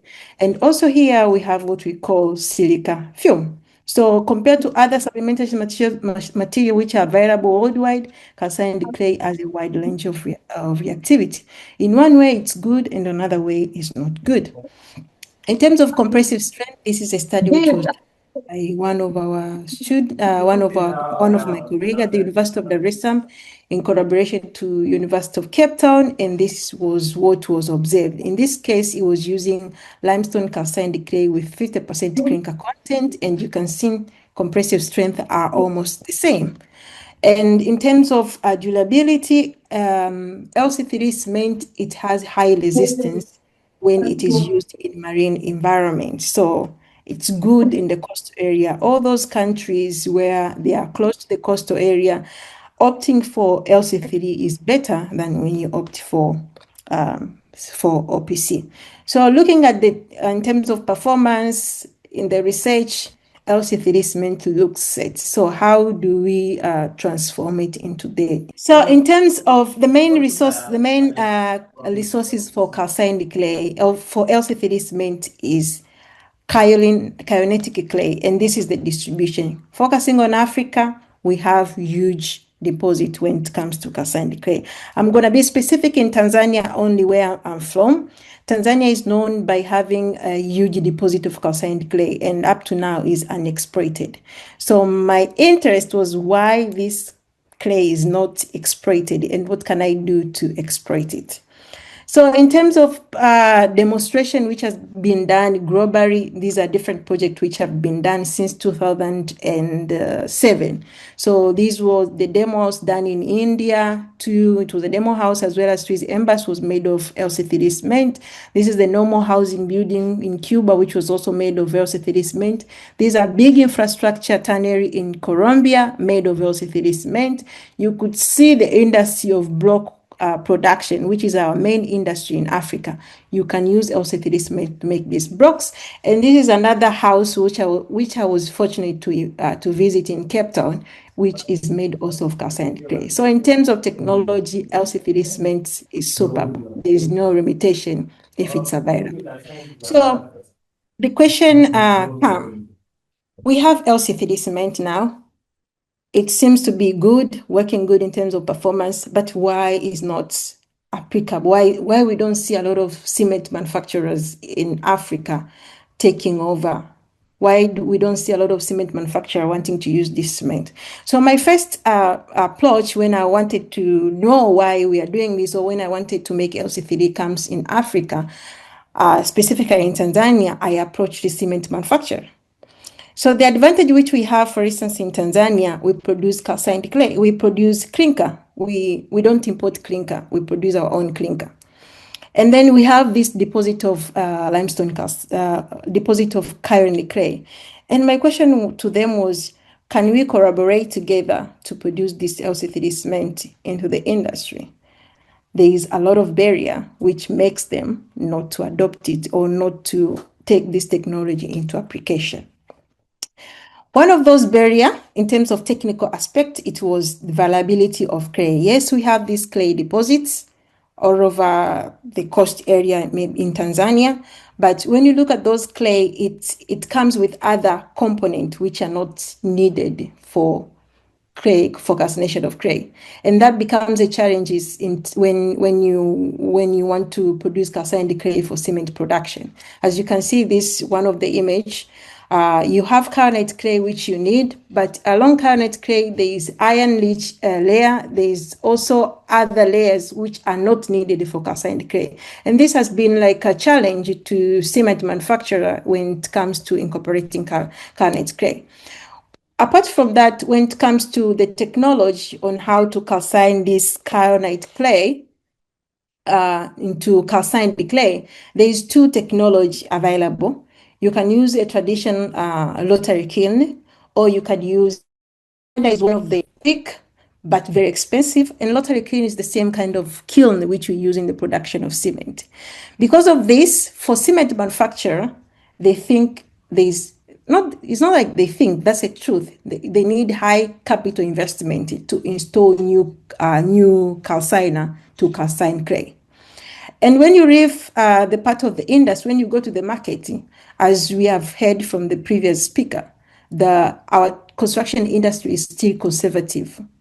It's very conservative in the fact that, one, when it comes to construction, you invest a lot of money, and trusting a new technology which is not proven, for them, it's taking risk, and no one wants to take that risk. And apart from that, for some producers, I'm going to take an example of CBI Ghana, and as well as one of the producers here in Tanzania who wanted to incorporate calcine decay in their cement. They faced what we call color perception. You can look at this picture. You have OPC. Traditionally, it's gray.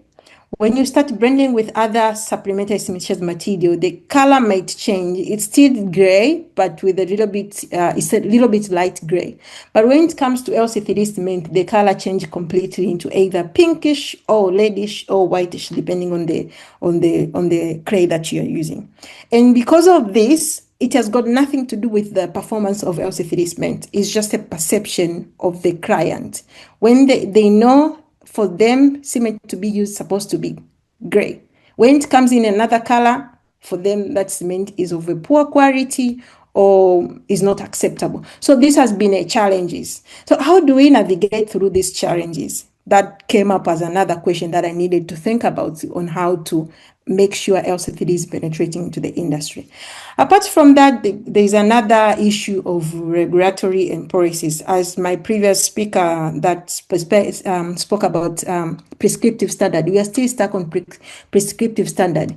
And this new material, they need performance-based standard. You need to design based on the application now, not based on how it's how, for instance, we mostly use concrete cube to test the quality test the quality of concrete. But in this case, you need durability performance test on site. You need to try to make a trial mix, do the testing in terms of its durability and performance, and then you use that cement before applying into the construction.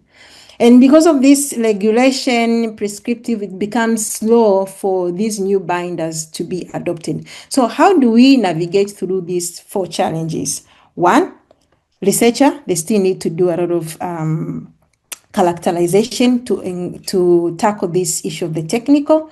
This goes to the researcher as well as cement manufacturer. We need to continue working on how we can work with this clay variation.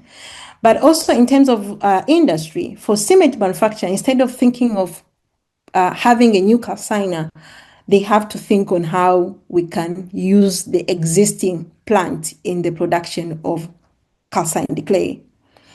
And in terms of to combat the issue of conservative and the color perception, we need academia to work with the industry by coming up with a lot of pilot projects and having a lot of knowledge transfer as well as capacity building to the end users who are going to use this cement. And in terms of regulatory and adoption of LC3, by the government need to come up with these green procurement policies as well as carbon pricing. So looking at this solution, how do we put this solution, or how do Kijani come up with the way to combat all these solutions or to incorporate these solutions? So what we did, we looked at how the supply chain of cement works in general. So what we do, for instance, when it comes to new technology or new cement, our first approach as researchers, we go to the cement manufacturer. We convince them, and if they are convinced, they will produce cement. After producing cement, they will sell it to the end users who end up producing this product for housing or for infrastructure. And if the client accepts this product, then it creates demand for this cement. So this has been the cycle on how we introduce new cement. But in our case, we thought, what if we change this? Instead of starting with the cement manufacturer, why can't we start with the end product? So I've worked in the laboratory. I see how we make LC3 cement. In the laboratory, we don't receive LC3 cement as one whole component. We receive ingredients and we blend them together. After blending them together, we produce concrete for testing or any other product. So on my side, I was like, why can't I take the approach of being on the side of the laboratory, where I receive this ingredient, I will receive clinker from somewhere, I will receive limestone from somewhere, and then find a way to calcine my own clay. And then once I get calcined the clay, I blend them together. So instead of me taking this cement into the market, hoping the market will accept this product, or perhaps facing a lot of challenges like color challenges, or facing the challenge from the cement manufacturer, because they don't want another new cement producer in their market to take over the market. So I was like, let me use my own cement, produce this end product. Once you produce this end product and put in the marketing, the client who is going to use block, the client who is going to use paving, the client who is going to use the precast wall, they don't care what cement you used. Whether you use sustainable cement is none of their business.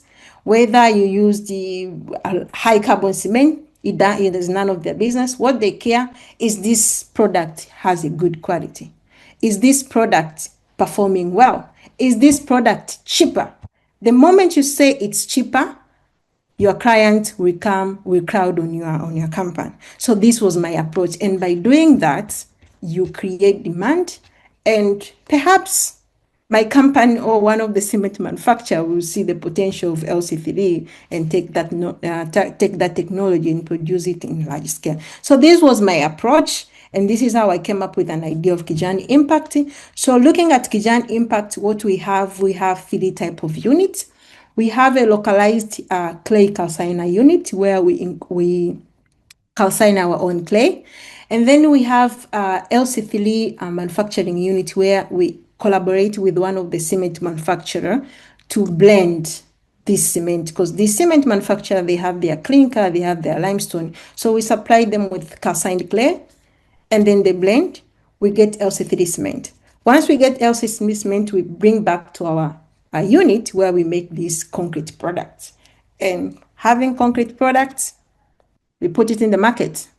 And by providing this end product, you can just tell the client, this is our product, but it's not made of the cement, which it's made of this kind of cement. So this gives us the room to provide knowledge, as well as it gives us the room to create our business, our market, to expand our market. And in doing that, we have like 3 levels of material efficiency. We work by using local resources. We reduce clinker efficient. We do efficient design. We are not selling cement. We are designing our own end product. In that case, there is a way we are reducing material usage and reducing the wastage and all of that. And finally, our entry markets, we are using a normal end product. Everyone use concrete block. Everyone use paving. And that we are not worried who is going to buy our product, because our products are in demand. And to how we were able to succeed, or how are we succeeding with this project, although it's still in the initial stage. This started when I was at EPFL, when I was working with the LC3 team. Sitting with the academician, everyone is thinking about how many papers should I produce, how many new trending topics should I research about, where should I ask for funding for new research. And there was no one thinking about what can I do to transfer this nice knowledge into practice. So they are throwing knowledge, they are throwing ideas, and I'm like, but why do you need someone else to do this? Why can't you do it yourself? So presenting my idea to the LC3 team, they were very supportive. We worked on the business proposal. We started pitching. We got our first investor. Before getting our first investors, we had to get team around, the people we can work with. Luckily enough, I was the staff at the University of Dar es Salaam. That means we can do some research or R&D, research and development of different products using LC3 cement. Another thing, we were fortunate to get funding to develop our LC3 lab at the University of Dar es Salaam. The other advantage within the LC3 team, there was a producer who produced this equipment for calcining clay. So we had a collaboration with him, and now he is manufacturing our calciner to be installed in Tanzania.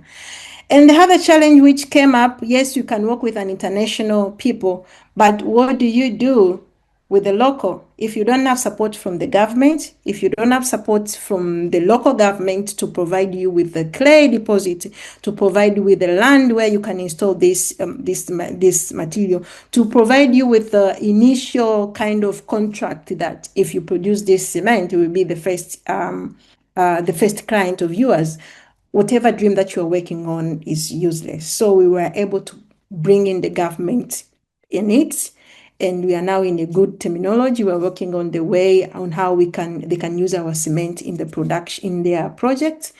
And the other challenging part was the first cement producer who I encountered initially when I wanted to produce this cement before it came up to be Kijani Impact. Like now we are in a good term. We are working on how we can collaborate and start to put all of this together. So this is how we managed to make it possible. This is the calcined clay unit, which is under designing. We are designing it like now. And this is our future, how we are envisioning our Kijani Impact to be operating in Tanzania. Mainly, our final product is the precast element made of LC3 cement. So what I can just say, research are good, but in terms of LC3, there's nothing new that you will do in terms of research to convince the industry. Many stuff have been done. So what we need demonstration, we need commercialization, and we need to find a way to make LC3 as the default LC3 low carbon binder in the global infrastructure. And that's it. I hope I didn't take all your time, and thank you so much. This is the University of Dar es Salaam. You're welcome. We will be organizing a sustainable construction conference next year. So I hope people will come to see our LC3 plant. Yeah, the credit goes to EPFL, goes to LC3 calcined group, as well as Kijani Impact and my team and the University of Dar es Salaam. Thank you so much. Thank you so much, Dr. Alice. This was really very inspirational. Well done, and thanks for the perspective you brought also to the discussion. So now the floor is now open for questions and comments. Please feel free, raise your hands or unmute yourself, or you can even, use the chat to put in your questions or your comments. Okay, we have hands. We have Mary. Please go ahead. Good afternoon, everyone. Good afternoon to the presenters. Thank you so much for an insightful presentation. Please, my question goes to Dr. Alice. What you are doing is really inspiring. I would like to know, do you offer training? Like someone is interested in all of these activities. Do you offer training? Do you offer any form of certifications? So that's what I would like to know. Thank you. Sorry, do you want to respond to that? Please, you want to respond to that? That's in our future plan. Currently, because we are still in the initial stages, which demands a lot of things. We are not ready to commit ourselves into any other activities. So in the future, yes, we will have this kind of training. That's why we are working in collaboration with the University of Dar es Salaam. Thank you. Yes, Dr. Bwemi. Dr. Bwemi, you have the floor. You can go ahead. All right. Thank you very much. I'd like to appreciate our guest speaker and the panelists. The second panelist asked a question, and I wrote down what was coming to my mind as it was coming, my thoughts, when she asked that, what can we do about, do we bring concrete to being used? So what came to my mind, and as I wrote it down, I'm going to read it. I wrote that as academia, even we ourselves, we build houses. Now we are being trained on green concrete, calcine, clay, and all that. Are we using the green concrete in our own personal buildings as academia? Now, as professionals, although I know most of us are academia, probably we are not in the field, but I know some certain percentage of us are also still in the field. They go to sites, they are project and all. So, as professionals, how do we convince our team or the clients and other stakeholders on the benefits of green concrete and on using green concrete? Then, as how much of this discussion is being undertaken in our various professional groups in the building platforms? We have WhatsApp platforms, LinkedIn platforms, Twitter, and other platforms like that. We do yearly workshops. In fact, we do state chapter seminars. So, how much of this is being discussed in our seminars? And it doesn't end our discussion. How much of this have we been able to put into practice as professionals? How do we advise our clients to go into this? Then I come to point surveyor. I'm a point surveyor. Have we been able to come up with the cost implication of green concrete as against the conventional or traditional concrete? How do we advise our clients, and or how do we convince clients and other stakeholders in the use of green concrete as against other countries until as against other concrete? So until we try to answer this question or put it into play, just like the last panelist at least has been able to demonstrate and they have started producing. Until we go to that stage, then we'll just continue discussing for many years. And she has already said it, that we don't really need much of research again. A lot of research has been done. Like our guest speaker said 200 years ago. So a lot of research has been done. It is the era of practice. It is the era of actually making use of this. So we shouldn't just be doing research and it will at the end of the day end up on our shelves. But we should go into whatever the research has done. So let's start it into practice. Those of us that are in practice, let's see how we can make this penetrate the market. Let's have projects that they can see, that can serve as iconic, that can serve as example, that they come and see and know that it can actually work out. So that is my thoughts. Thank you for the opportunity. Thank you very much. I don't know if you eventually had a question, but maybe there were comments. I think there were comments. Okay, let's okay.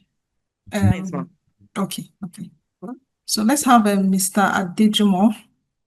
Mr. Adejumo, the floor is yours. Thank you for having me here. My name is Adejumo, and I'm joining you guys from Toronto.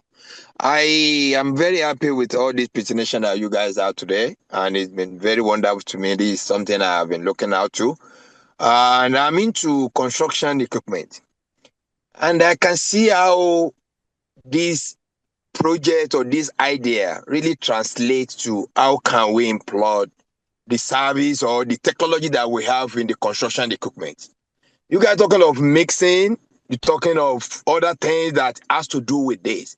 And the problem I think we have, mostly I've used a case study of Nigeria, is you guys may come up with a very good product, but when you don't have a follow-up of an engineer right on site, monitors these artisans, how to do the proper mixture, how to do this thing, how to use this product qualitatively, it affects a lot of things. So that is why I would like to, my question will be focused, will be centered around the doctor, the Professor Fabiyi, that I was talking about a couple of things that they have developed in Nigeria. And I would like to say, how can my company, where I have a company in Nigeria, and I've got very big Nigeria Limited, and we are into construction, and we support a lot of projects. Even if we can just try to say, you know how they have this perimeter fencing in Nigeria? People are still using this brick.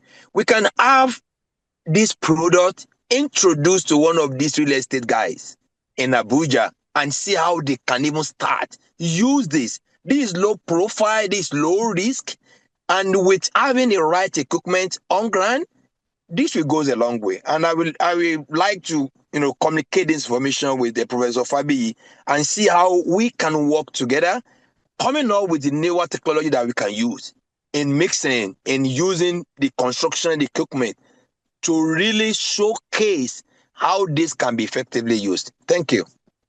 Thank you very much. Engineer Fabiyi, do you want to respond to him, to his question?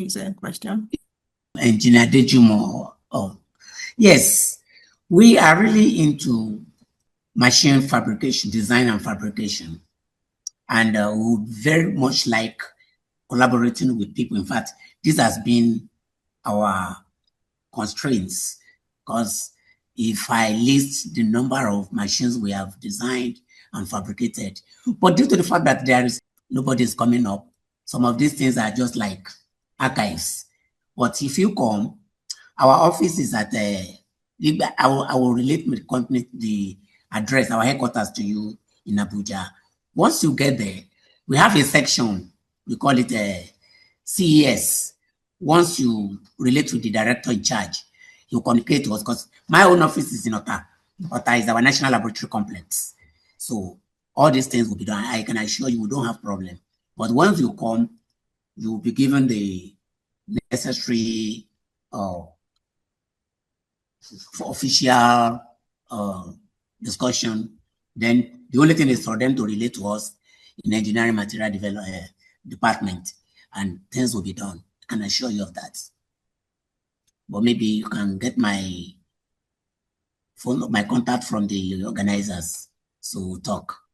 I will relate you, I will direct you to our headquarters in Abuja, because it's a federal government thing. We have to do it officially so that everything will work well. Thank you very much, sir. I think I've answered the question. Yes, you did answer the question. I think I'm going to chat all with you on a private chat so that I can get your contact from there, probably for for personal use and just to go from there. Okay, because I'm very much interested in this. Because thank you so much. Thank you. All right. Thank you. So let's quickly have QS Esther. Ma, you have the floor. Thank you very much, Dr. Patience. And I want to appreciate everyone that has, all our guest speakers. Let me first of all appreciate the engineer. Thank you, sir. I'd like to say you and your turn. And I'm also going to get in touch with you in that I want a collaborative effort regarding professionals. Just as it has been said, we've done a lot of researches over 200 years in some instances, and even around us in Nigeria for decades. But what are we doing? Those challenges that has been itemized by our speakers. What are we doing? What are we doing to ensure the synergy between all these our researches? I know that, yes, our guest speaker also mentioned that he had a research with Professor Nolodi at Unilag, and that's a good one. But how can we elaborate on this? How can this be put into use? Dr. Kela mentioned it, that even as academia, those of us, we all build houses. Are we even using it? But I think we should tool that way and see how we can develop on those that have started it. We know we have a lot of challenges, as said, that, okay, even when they produce, by the time it gets to the users, they can bastardize it, and then they will now blame whatever collapse that occur or failure on the research or the product.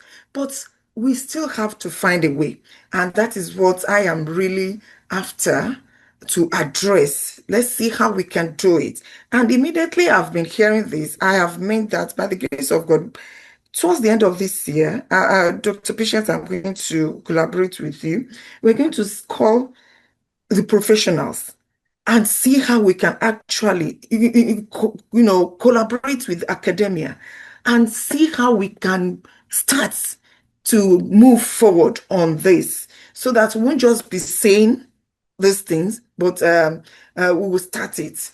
And I'm going to invite the president of the Nigerian Institute of Quantity Surveyors and other professionals who are well knowledgeable and experienced. And we're going to form a synergy and see how we can actually start it. Because we can't just be saying it and saying these challenges and won't see how we will face these challenges. And then what can we do regarding, those in government, policy formulation? We need to work with them too. We're going to come to a roundtable discussion and see how we can penetrate into those who are in charge of policy formulation, so that they too will embrace. When we work hand in hand together, then we won't just be saying, just be moving around and be just discussing our challenges between the synergy and with the industry and the academia, or the research we have made, these products we have made that we cannot use, that we have challenges. So by the grace of God, I will just want to address that, especially in our state, in Ogun State. And then I'm happy that Professor Fabiyi has said is in Ota. We will collaborate together. So thank you once again for this. I really appreciate it. The question that the second speaker gave, I think Dr. Akinla mentioned some of it, and we just have to address it. It's part of what we are discussing, how we can make it a default to really move and not just discussing, but go forward, step forward, like not just fearing to enter the water, stepping into it and see how we can swim and dive. God bless you, Dr. Patience, for this wonderful and awesome presentation, and all the speakers and the discussants. Thank you. Okay, thank you very much. There's a message from Dr. Wolfram. I think he's placed his, he has to run now, even though I had a question for him, but maybe I'll catch up with him later. He has dropped his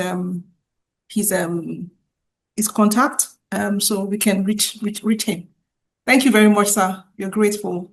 I'll catch up with you later. Okay, so, yes, let's have the next, okay, Aminat. Yes, please, you have the floor. Thank you very much, Dr. Patience. I will join other participants to appreciate all presenters so far. When Professor Fabiyi was responding to Engineer Jumo, I wanted to mention that I believe the Institute should have a website where we'll be able to contact them, find out more about what they are doing. And if there's no such website, it is supposed to be a matter of expedience that such should be put forward, because it's not everybody that will be able to come to Abuja or come to Ota. So we will be able to do some things remotely first before we hit the ground running proper. So please, I'd like us to be able to address that, because our sister from Tanzania, for instance, if we want to reach out to her, we'll probably have to reach out to her through the internet before she'll be able to come to Nigeria, or we'll have to go to Tanzania to do further work. That's one. Then two, I also want to join Dr. Olawale with what she just said. The gap between the industry and academia the divide is too wide. Too wide. In addition, the gap between the industry, not particularly the industry, the gap between the industry and the consumers is not as wide as that between the consumers and academia. As such, we are supposed to try as much as possible to find a synergy between the three, because in all of this, it is the consumers, that is the public, that are the end users of all these products that we are doing. So many projects that we have done are sitting on the shelf. In the last 4 years that I joined the Bakera University here, the Department of Civil Engineering, we have done so much work with respect to concrete, with respect to other building materials and sustainable ones that we can use. And that was one of the things that piqued my interest in this particular section. So before we can fully integrate all that we are doing here, there is a lot of awareness that needs to come on board. So in in the Nigerian Institute of Architects, for instance, we usually have our Archi-Built. So there's a need for these products to also be showcased at the Archi-Built so that members of the profession can be able to know that these products are available for use. And then if we don't practice to use them, we can never get perfect with them. So I would just want to urge us. And then there are some of these materials that, we're going to need the public to be bringing them in. So we're going to be needing collection centers and so much more so that we will have enough raw materials to be able to work with. Again, when Professor Mustapha was giving his talk, he mentioned about the use of not the use. He mentioned a situation where we could have over excavation and the results of this over excavation. However, as much as the clay, for instance, is in abundance in Nigeria, and as such, it's not impossible for us to have a blueprint of how it can be excavated, such that when it is excavated in a particular area, there will be a next phase of development that should happen in that place, so that the place is not left fallow to the extent that the elements will now react on it, and it will form a sort of calamity for wherever it has been excavated. So I'm just saying, going forward, we already have the what I call them the geophysical maps of where all these raw materials are and how we can harvest, and then we should put up a plan on how we can harvest them in such a way that it will not, in a sustainable manner. Let me just put it that way. Thank you very much. Thank you so much for your comments. It is well noted. I think this discussion is not just for now. We have to continue the discussion, but thank you. It is well noted. I don't know if you had any specific question per se. I think there were many comments, but thank you. Thank you. Yeah, so we have come full circle. Our time is really, really fast spent. I don't know if there are any last comments, but as somebody thinks about his or her last comment, I just want to have a question for Sarah. First, I want to appreciate all the work you guys are doing at your in your company. I just wanted to find out if there are any specific if you had any efforts towards standards for your LC3 cement, what the specific reactions are with the people in terms of how are they accepting it, and yes, basically, I just wanted to know how it is happening with in Ghana with the LC3 cement. Madam Sarah? Okay. So we have 3 types that has been produced so far. The 32 and the 42.5 is doing well in the market because most of them are for masonry and these kind of little works. But the 52.5, which is mostly used by the ready-mix batching plant, is where the challenge is coming from. This is because of the workability and consistency of clay, as we all know. So before somebody can use it, you need to be there consistently. You need somebody who has the technical knowledge, the understanding to be there whilst they are even working with it. So this is where the challenge is coming from. And then the color is also another factor that is coming up with people complaining about the color of this cement is gray and this is giving me a darker color and all these things, as Dr. Alice said. So it is coming up. Not everybody has accepted, but so far it's working bit by bit. For instance, where I am more into precast now, but the precast is working okay because it's already a dry mix. So we don't even need something that is going to stay for a while or keep it workable for a while. But with the people that use the workability, that needs the workability, that needs to move with the workability, that's where the challenge is coming from. So the producers, one thing that they have to also do is that they need to, whilst producing the cement, there need to be an additive that is going to help with the water reduction. So that if it comes on site, whoever is using it has the admixture and then is able to regulate the water. Else the person will keep adding water and water and water, and by the time you realize there's a struggle. So that is where the challenge is coming from. So far, that's the problem for now. Thank you so much for the response. I think we have come full circle and it's time for us to wrap up. We'll quickly take the vote of thanks from Dr. Aminat. Doc, the floor is yours. Okay. Distinguished guests, speakers, and colleagues, it is an honor to deliver this vote of thanks for today's incredibly insightful session of the Women Academics in Construction webinar series. This is not the first time that our speakers are going to wow us with a lot of information, and they've also opened our eyes to so much. So we extend our profound gratitude to our guest speaker, Dr. Wolfram Schmidt, from the Federal Institute for Materials Research and Testing, Germany, for illuminating the critical pathways, research efforts, and solutions for green cement production potential in Africa.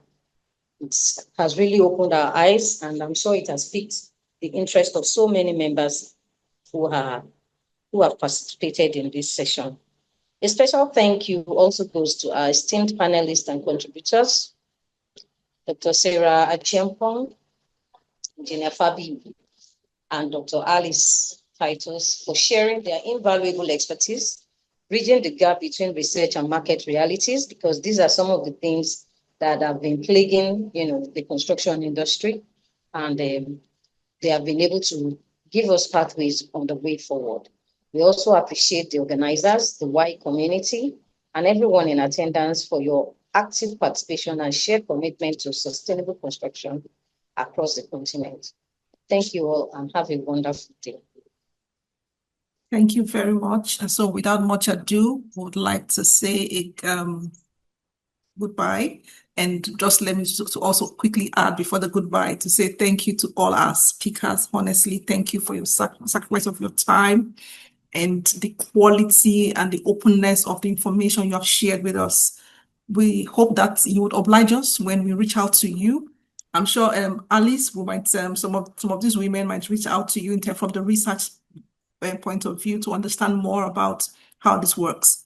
So thank you very much, and to all our people from the WAiC side, thank you for joining today, and then we'll catch up, and we look forward to our webinar for next month. So enjoy the rest of your evening. God bless you all. Bye-bye.